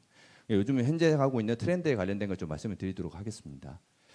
우선은 1차적으로 제일 중요한 게 주변을 1차적으로 좀 압도하고 웅장한 스케일로 명품 아파트라는 메인 출입구를 강조할 수 있는 글로리 게이트 개념입니다. 여러분들 이 부분은 문주 개념이 지금 현재 출입구가 3군데 있지만 메인 출입구에 관련된 부분들을 1차적으로 좀 잘 구축을 해야 되지 않을까. 문주를 계획에 따라서 그 한지의 가치가 좀 달라지는 상황도 있더라라는 걸 좀 말씀을 드리고 싶습니다. 다음은 아무래도 주동 아파트가 필로티로 전천 필로티로 지금 현재 계획은 되어 있습니다. 그래서 전천 필로티가 이제 아파트 단지로 그냥 출입을 하기 위한 그런 단지가 아니라 어떤 내부 좀 고급 마감재로 좀 해서 호텔식 오픈 라운지라든지 뭐 프라이빗한 그런 공간을 좀 해서 어떤 필로티 라운지 부분을 조금 더 활용성을 좀 높이는 단지의 어떻게 보면 명품 아파트에 대한 출입구 자체를 좀 부각시킬 수 있는 요소를 성립할 수 있도록 그렇게 계획을 해야 되지 않을까라고 좀 보고 있습니다. 다음은 뭐 우리가 흔히 아침에도 그리고 요즘 뭐 조식 서비스뿐만 아니고 석식도 이렇게 다 서비스가 이루어지는 아파트가 이제 많이 되고 있지만 뭐 일단 채광이라든지 뭐 이런 부분들 좋은 조식 서비스를 좀 구축을 해서 아침에 좀 나가실 때라도 식사를 하시고 좀 나가시는 그런 시스템을 구축할 수 있는 헤리티지 라운지를 구축을 해야 되지 않을까라고 보고 있습니다. 다음은 그 뭐 휴양 리조트에서 1차적으로 뭐 항상 있는 것처럼 바캉스를 매번 아파트 단지에 좀 즐길 수 있는 어떤 수영장, 최고급 마감재를 적용한 실내 수영장으로 좀 보시면 되고요. 그 다음에 아무래도 뭐 인도어라든지 스크린 골프만 있는 개념이 아니고 인도어 개념을 좀 도입을 해서 이제적으로 복층 골프 연습장을 구축을 하는 그런 주민 공동 시설의 항목입니다. 다음은 이제 헬스 복합 피트니스 센터인데요. 뭐 요거나 필라테스라든지 뭐 개인 PT 공간 이런 부분들은 1차적으로 저층에서 좀 이루어지고 위에는 러닝, 오히려 단지에 있는 산책길과 연계될 수 있는 러닝 공간을 좀 연계를 해서 1차적으로 피트니스 센터를 복합적으로 좀 구성할 수 있는 시스템을 좀 도입하면 어떨까라고 제안 드리고자 합니다. 다음은 우리가 법적 시설이 있습니다. 저희가 이제 경로당 어린이집, 작은 도서관 이런 부분들은 이제 법적 시설로 해서 면적은 어느 정도의 기준을 마련해야 되는데 아무래도 이제 초, 중고가 연접돼 있고 이러다 보니까 도서관 공간을 그냥 일반적인 법적 기준보다는 좀 더 구축할 수 있게끔 이렇게 작은 도서관 부분을 조금 더 극대화할 수 있게끔 만들어야 되지 않을까라고 좀 생각을 하고 있습니다. 다음은 우리가 아까 배치도에서 보시다시피 지상에는 이제 뭐 차가 다니지 않습니다. 그 비상차는 동선만 불이 났을 때는 뭐 이렇게 비상차는 동선만 지상에 다니고 그 지상에는 전부 다 보행자 도로로 다 이제 구축이 되는 상황이고 지하로 이제 모든 이제 택배 차량이라든지 이런 부분들이 다 지하로 이제 들어가게 되는 시스템으로 이제 구축이 될 겁니다. 그리고 그다음에 이제 들어왔을 때 이제 주동에 들어갔을 때 우리 호텔 로비처럼 일차적으로 그냥 아파트 주동으로 들어가는 게 아니고 어떤 뭐 웰컴 라운지 같은 개념을 좀 도입할 수 있도록 그렇게 웰커밍 드롭 오프 존을 좀 구축하는 개념으로 좀 제안을 드리고자 합니다. 그다음에 뭐 스터디룸이라든지 문화교실, 게스트하우스, 그 뭐 스카이 라운지 위에 보면은 저희가 이제 게스트하우스를 최상층에 좀 올린다든지, 그러면 뭐 카페를 위로 올린다든지 스카이 브릿지 예 이런 부분도 있습니다. 그런 부분들은 향후에 좀 저희가 다시 한번 좀 보여드리도록 그렇게 하겠습니다. 그다음에 문화 강좌라든지, 그다음에 응급시에 또 병원 연계할 수 있는 부분이라든지, 뭐 힐링 카페, 뭐 요가 강좌, 뭐 이런 부분들도 있습니다. 그럼 아까 전에 제가 8스 타입에서 거기 제가 클린존이라는 개념을 좀 이제 말씀을 드렸었는데, 저희가 이제 아무래도 미세먼지라든지 뭐 팬데믹이든 뭐 우리가 많습니다. 그리고 뭐 여러 가지 질병들이 그런 부분들이 있기 때문에 1차적으로 단지 공용부에 대해서 미스트 시스템을 좀 도입을 해서 1차적으로 먼지라든지 이런 부분을 좀 거르고, 단지 세대 공용부의 엘리베이터의 부분에서도 에어워서 시스템을 좀 도입하는 개념하고, 그럼 세대에 들어와서 아까 전에 클린존이라는 그 개념 안에 들어와서 미세먼지 다 틀고 깨끗한 환경에서 우리 주거로 들어가는 시스템을 좀 도입하면 어떨까라고 제안 드리고자 합니다. 다음은 뭐 이거는 청하, 청상 배관 뭐 이런 게 있습니다. 뭐 청하가 지금 현재 있는 아파트가 보통 이제 청하 배관으로 합니다. 그래서 밤에 뭐 화장실을 가시거나 이러면 물 이제 떨어지는 소리도 들리고 막 이런 상황이 있는데, 아무튼 청상 배관으로 하게 되면 그 소음이 좀 덜하는 그런 개념이 좀 있습니다. 그다음에 바닥 차음제라든지 이런 부분들, 그런 부분도 좀 더 강화되어 있는 차음제를 좀 도입함으로 인해서 층간 소음을 좀 축소를 하겠다.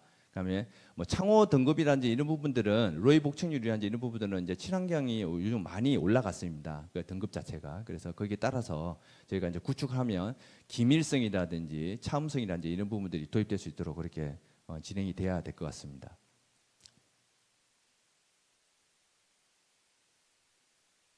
다음으로 안 넘어가는데요. 네.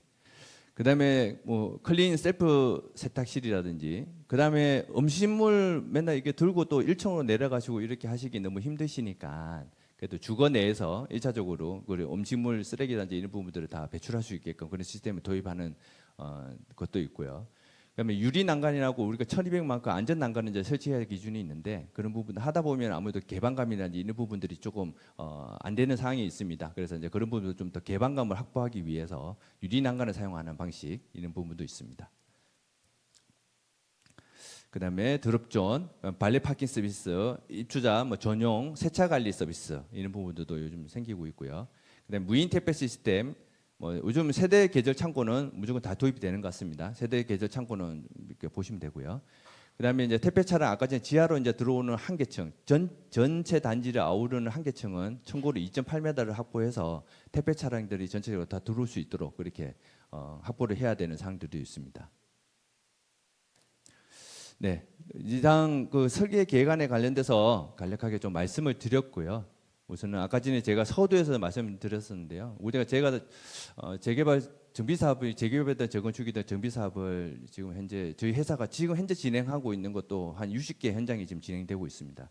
계속 이렇게 진행하고 있지만 제일 중요한 게 저는 어느 현장을 가든지 아까 세 가지 제가 키워드를 말씀드렸는데 신의와 신뢰와 신속 요 세 가지 타이틀만 잘 기억해 주시면 아마 요 사업지는 최대한 빨리 진행될 거라고 생각을 하고 있습니다. 거기에 좀 나중에 향후 이제 설계사는 향후에 뽑겠지만 그 부분에 관련된 거는 제가 만약에 그때 이제 선정이 된다고 하면 그때 저희가 이제 최대한 여러분들의 재산 가치를 극대화할 수 있는 어떻게 보면 특화 설계로 저희가 보답을 해드리는 걸로 그렇게 하겠습니다. 감사합니다. 감사합니다. 들어가셔도 됩니다. 감사합니다. 정말 우리 원양 건축사를 통해서 본 이 아파트 설계안은요, 정말 꿈의 아파트예요. 그런데 지금 현실에 이루어지고 있는 신축 아파트에 적용되고 있는 사항입니다. 저희도 이번에 재건축이 된다면 정말 저런 아파트에 살 수 있을 것입니다. 지금 뒤에 분들이 이제 지금 슬슬 가시는 분들이 계셔서 한 가지 미리 안내 말씀을 드리겠습니다. 오늘 우리 중흥마을 설명회를 마치고 나면 전체 카톡방에서 소식을 공유할 수 있는 카톡방을 운영을 할 것입니다. 그래서 빠르게 소식을 전할 것이고요. 그러면 우리 주민들께서도 참여하셔서 빠르게 응답해 주시고 하시면 저희가 정말 잘 될 수 있을 것입니다. 그리고 우리 여기 오늘 지금 순복음교회 여기가 본당 성전이거든요. 여기는 내일 예배를 드려야 되는 곳입니다. 여기 참석하셨던 분들께 순복음에서 물도 주시고 나가실 때 이제 초코파이도 하나씩 드린대요. 그런데 쓰레기를 깨끗이 가져가 주셔야 여기가 이제 저희 오늘 설명회가 끝나고 나면 이제 정리를 하시고 내일 예배를 드리셔야 되기 때문에 가실 때는 쓰레기를 깨끗이 가져가 주시기 바랍니다. 이제 모든 우리 진명, LH, 신탁, 원양의 발표를 다 들으셨고요. 이제 궁금하신 사항에 대해서 질문 받는 시간을 갖겠습니다. 제일 먼저 여기 아까부터 손 드셨던 분이 계세요. 우리 잠깐만요. 우리요 LH하고 신탁하고 그 다음에 진명 여기 나오셔서 여기 원하시는 거 대답 좀 해주세요. 네. 네 가지를 질문 드리려고 합니다. 처음에 우리가 너무 많으세요. 시간은 20분입니다. 간단합니다. 간단해요. 네네. 조달 비용을 아까 LH에서는 4% 수준으로 하겠다고 그랬는데 지금 신탁에서는 이 금융 비용, 조달 비용을 프로테지를 말씀 안 하셨고요. 두 번째는 아까 공공과 신탁은 동의율이 50%만 두면 된다고 했는데 조합은 어떻게 되는지 좀 말씀해 주시고요.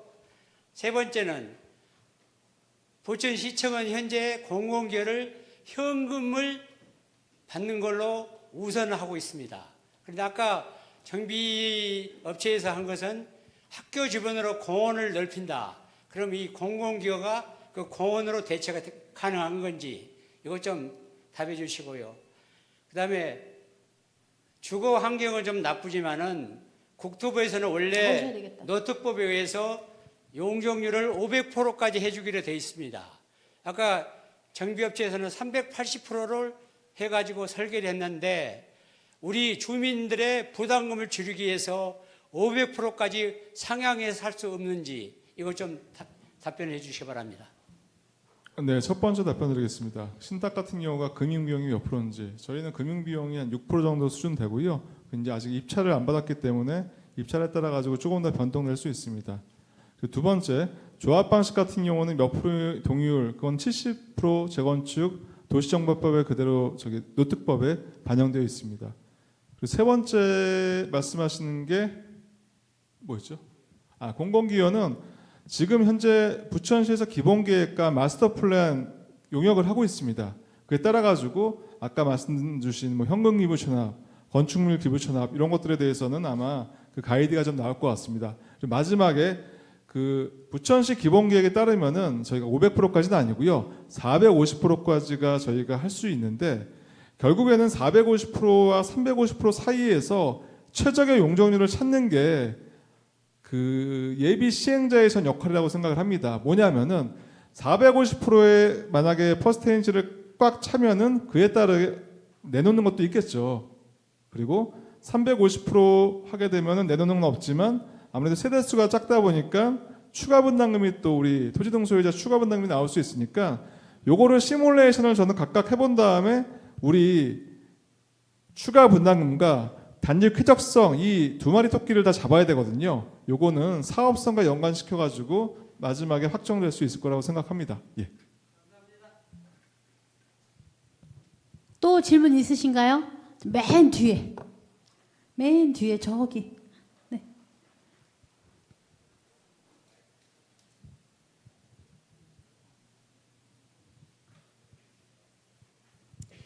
잠깐 막간을 이용하셔서 상가 소유자분들은 가지 마시고 남아주세요. 상가를 가지고 계시는 분들은 가지 마시고 이따 뒤쪽에 남아주시기 바랍니다. 예, 저는 611동 사는 주민입니다. 저는 오늘 발표하는 것에 대해서 좀 약간 여러 가지 의문도 많기도 하지만 본론적인 얘기만 좀 해보겠습니다. 이 행사가 우리 주민들의 각자 갖고 있는 재산권과 또 향상되는 그 가치관의 질을 높이기 위한 선택인 것은 맞습니다. 어느 누구도 자기 재산권에 대해서 소중하지 않은 사람은 아마 없을 것입니다.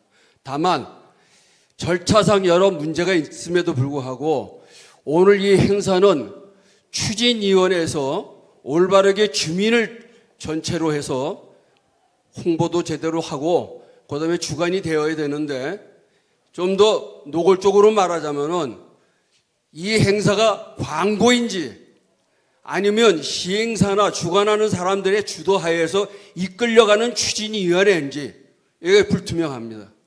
실제로 이런 의식에서 이런 발표에는 좀 더 주민들이 올바른 동의도 얻어내야 되고 또 그 내용에 대해서 올바른 지식을 습득해야 되는데 지금 오늘 이 행사는 대체적으로 우리가 재건축상에서 나타나는 일상적인 기준들이 거의 알고 있는 내용들이거나 지금 뭐 LH사라든지 이런 여러 가지 문제점들이 많이 드러난 회사도 마찬가지겠지만 작금의 권력 비리들이 많이 포함되어 있던 회사들입니다.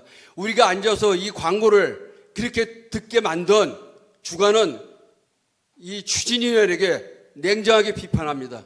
이건 잘못됐습니다.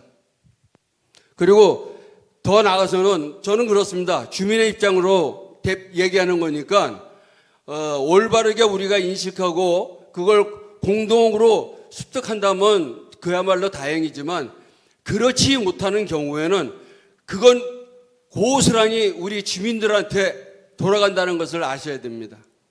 감사합니다. 이거에 대한 대답은 제가 하겠습니다.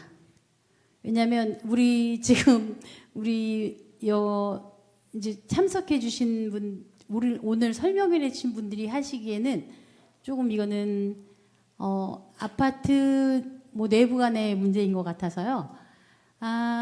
저희가 이 재건축 추진을 하려고 준비하는 사람들이기는 합니다. 근데 저희는 지난해에 선도지구 때 아파트 주민으로서 우리 선도지구에 우리가 선도지구에 선정되고 싶다라는 그런 강한 열망을 가지고 봉사했던 사람들입니다.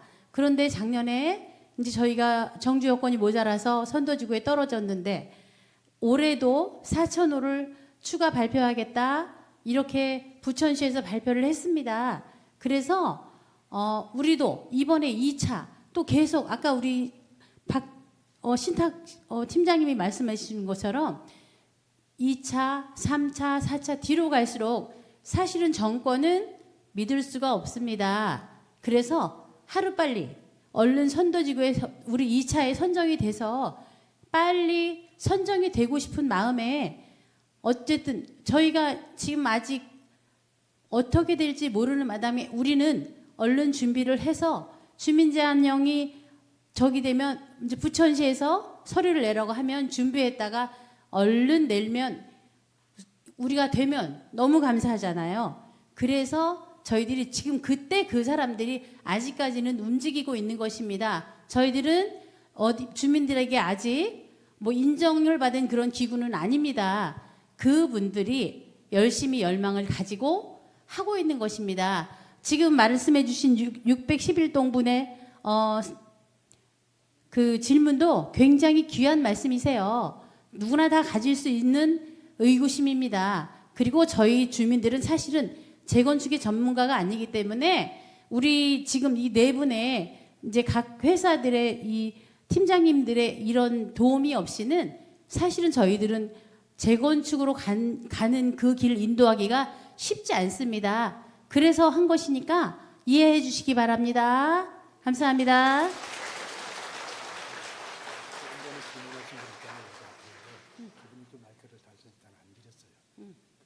이제 또 질문하실 분 계신가요? 저희가 오늘 질문 시간을 아까 처음에 보여드렸던 것처럼 20분을 잡았습니다. 네, 저기 손 드신 분 계세요. 저기 일어나 주시겠어요? 어느 분이 손을 드셨는지.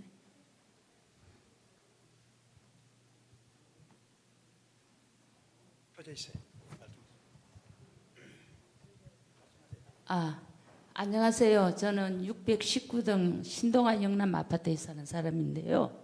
우리 아파트 같은 경우에는 지금 추진위원회가 누군지도 모릅니다. 어떤 분들이 추진을 하고 있는지도 모르는데 지금 이런 많은 사람들을 왔는데 우리 아파트 같은 경우에도 추진위원회가 누군지 추진위원장이 누군지 좀 밝혀서 일을 했으면 좋겠습니다. 각자 자기의 개인 재산인데 아무것도 모르고 지금 무조건 나오라 해서 나와서 설명에는 듣고는 있지만은 이거는 조금 뭔가 잘못된 걸로 저는 생각이 듭니다. 지금 조금 전에 하셨던 말씀을 비슷한 말씀을 하셨는데요. 저희 그 아파트 현관 입구에 전부 다 그 카톡방 QR 붙여놓은 거 보셨죠? 거기에 들어오시면 다 이런 모든 일들을 다 보실 수 있습니다. 그리고 저희는 아까도 말씀드렸지만 뭐 정식으로 추진위원회를 발족한 단체가 아닙니다. 다 봉사를 하는 것이고요. 이게 지금 저희가 선도직으로 선정이 되면 재건축 추진위원회 정식으로 당연히 설립을 해야 됩니다. 지금은 저희들은 그냥 봉사하는 것이에요. 그렇게 알면 되시겠습니까? 그리고 누군가는 해야 됩니다. 가만히 있으면 시에서 날아서 우리를 해주지 않습니다. 누군가는 나서서 해야죠. 그래서 나선 것입니다. 감사합니다. 그리고 또 한 분만 더 질문 받겠습니다. 여기.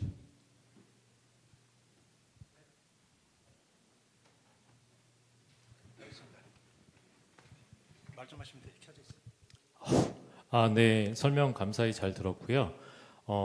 제가 궁금한 것은 지금 시에 제출하는 그 제안서에 그러니까 저희 아파트 가지고 있는 사람의 입장에서 분담금이 결정되는 그 시점이 대략 언제로 보고 있으면 되는지 그게 좀 궁금하고요. 그러니까 저희가 이제 프로포zal 할 때 나오는 건지 아니면 일정 뭐 시간이 지나고 저희가 알 수 있는 건지 전체 사업성이 나와야 이제 결정이 될 텐데 분담금을 주민이 알 수 있는 시점, 그 시점이 궁금합니다. 그거는 우리 박정준 시장님 대답해 주세요. 지금 노특법으로 하게 되면은 선도지구 같은 경우는 절차가 특별 정비구역을 수립한 다음에 수립안을 보고 분담금을 포함해 가지고 주민들에게 50%의 동의를 또 받게 돼 있습니다. 그래서 1차 분담금을 알 수 있는 타이밍은 특별 정비계획 수립안이 나와서 그에 따라 가지고 사업성 분석을 한 다음에 여러분들에게 그때 아마 통지가 될 거고 그때 아마 알 수 있는 게 지금 법적으로 절차고요. 두 번째는 그 안을 가지고 아마 시행자가 만약에 선정이 됐을 때 그게 뭐 LH든 조합이든 저희든지 법에 따라 가지고 추정 분담금에 대해서 여러분들에게 알려야 됩니다. 두 번째로. 그리고 세 번째는 이제 관리 처분이라는 마지막에 인가 절차를 진행을 합니다. 그때 여러분들의 분담금을 또 통지하게 되고 사실 이게 정비 사업 같은 경우는 시작과 끝이 시간이 좀 걸립니다.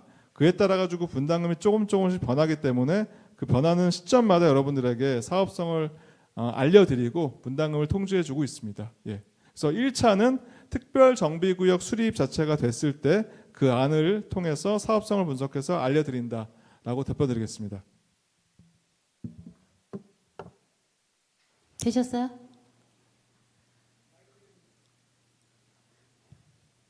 한 번 더 드리세요. 네, 궁금하시고.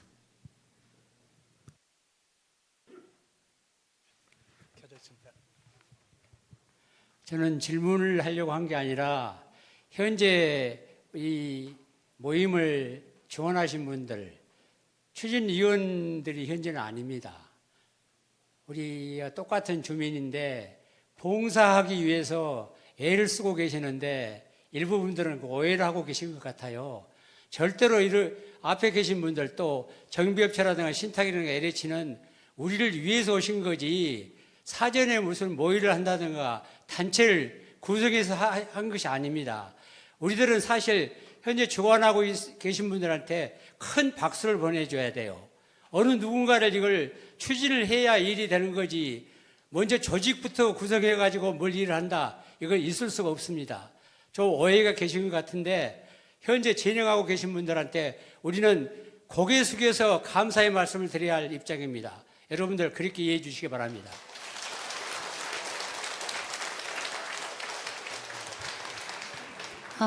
다시 한번 말씀드립니다. 오늘은 주민 설명회를 했고요. 7월 달에 우리 오픈 채팅방에 사업 방식에 대해서 설문을 받습니다. 공공으로 할 거냐, LH로 할 거냐, 아니면 조합 방식으로 했으면 좋겠느냐. 은하가 그걸 다 했거든요. 그것처럼 저희도 그거를 할 거예요. 그런 것들을 아시려면 오픈 채팅방에 들어오셔야 됩니다. 그리고 저희가 이거가 정해지면 이제 순복음교회 목사님이 배려를 해주셔서 이거 설명회를 할 때마다 장소를 빌려주시기로 했어요. 그래서 저희 사실은 부천시청에다가 장소 요청을 했는데 이유는 무엇인지 모르겠지만 이제 앞으로 재건축에 관한 이 장소 대여는 안 하신답니다. 부천시청에서. 그래서 저희 이 장소 대여하느라고 힘들었습니다. 근데 우리 순복음교회 목사님께서 기꺼이 그래 쓰세요. 이렇게 해서 저희가 앞으로 무슨 일이 있을 때마다 여기 순복음교회에서 이제 주민들을 이렇게 설명회를 한다는 현수막을 붙여서 오늘처럼 설명회를 하셔서 한 점 의혹도 없으시고 그리고 또 재건축 추진위원회가 구성을 되시면 그분들이 또 잘 한 점 의혹 없이 하실 거라고 지금은요 이렇게 저는 물론 제 개인적인 사견이지만 재건축 조합 방식으로 한다 이것이 워낙에 이 조합장들이 비리가 많아가지고 사실 그것 때문에 다들 재건축을 두려워서 떠는 거라고 저는 생각하거든요. 근데 지금 이런 오늘 뭐 공공이나 신탁이나 이런 데서 이 듣는 정보가 저는 사실은 너무 좋았습니다. 그래서 우리 주민들께도 알 권리도 알려드리고 우리 아파트가 나아가야 할 방향도 알려드리고 그런 이 정말 우리 중흥마을을 명품 신축 아파트를 만들고 싶다는 제 개인적인 욕심, 열망 그리고 우리 지금 현대 선도지구 때 움직였던 그 분들이 저희들 모여서 시간 내서 회의하고 이런 저기 다 대단하신 분들이세요. 이분들 섭외하고 힘들었습니다. 그런데 저희들 똑같이 주민입니다. 다 같이 잘 되기를 바랍니다. 감사합니다. 그러면 더 이상 질문 없으신가요? 질문하시겠어요? 네.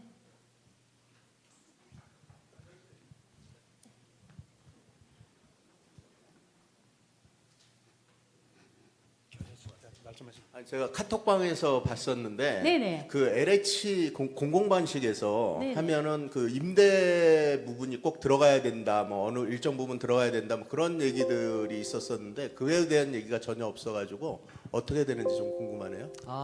아까 계속 서두에 말씀드렸는데요. 이 사업이 LH 사업이 아니에요. 그 국가 사업도 아니고 여러분들 자산 가지고 여러분들이 직접 하시는 사업이에요.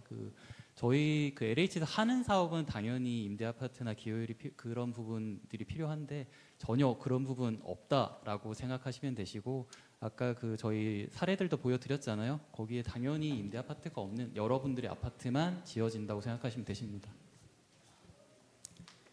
감사합니다.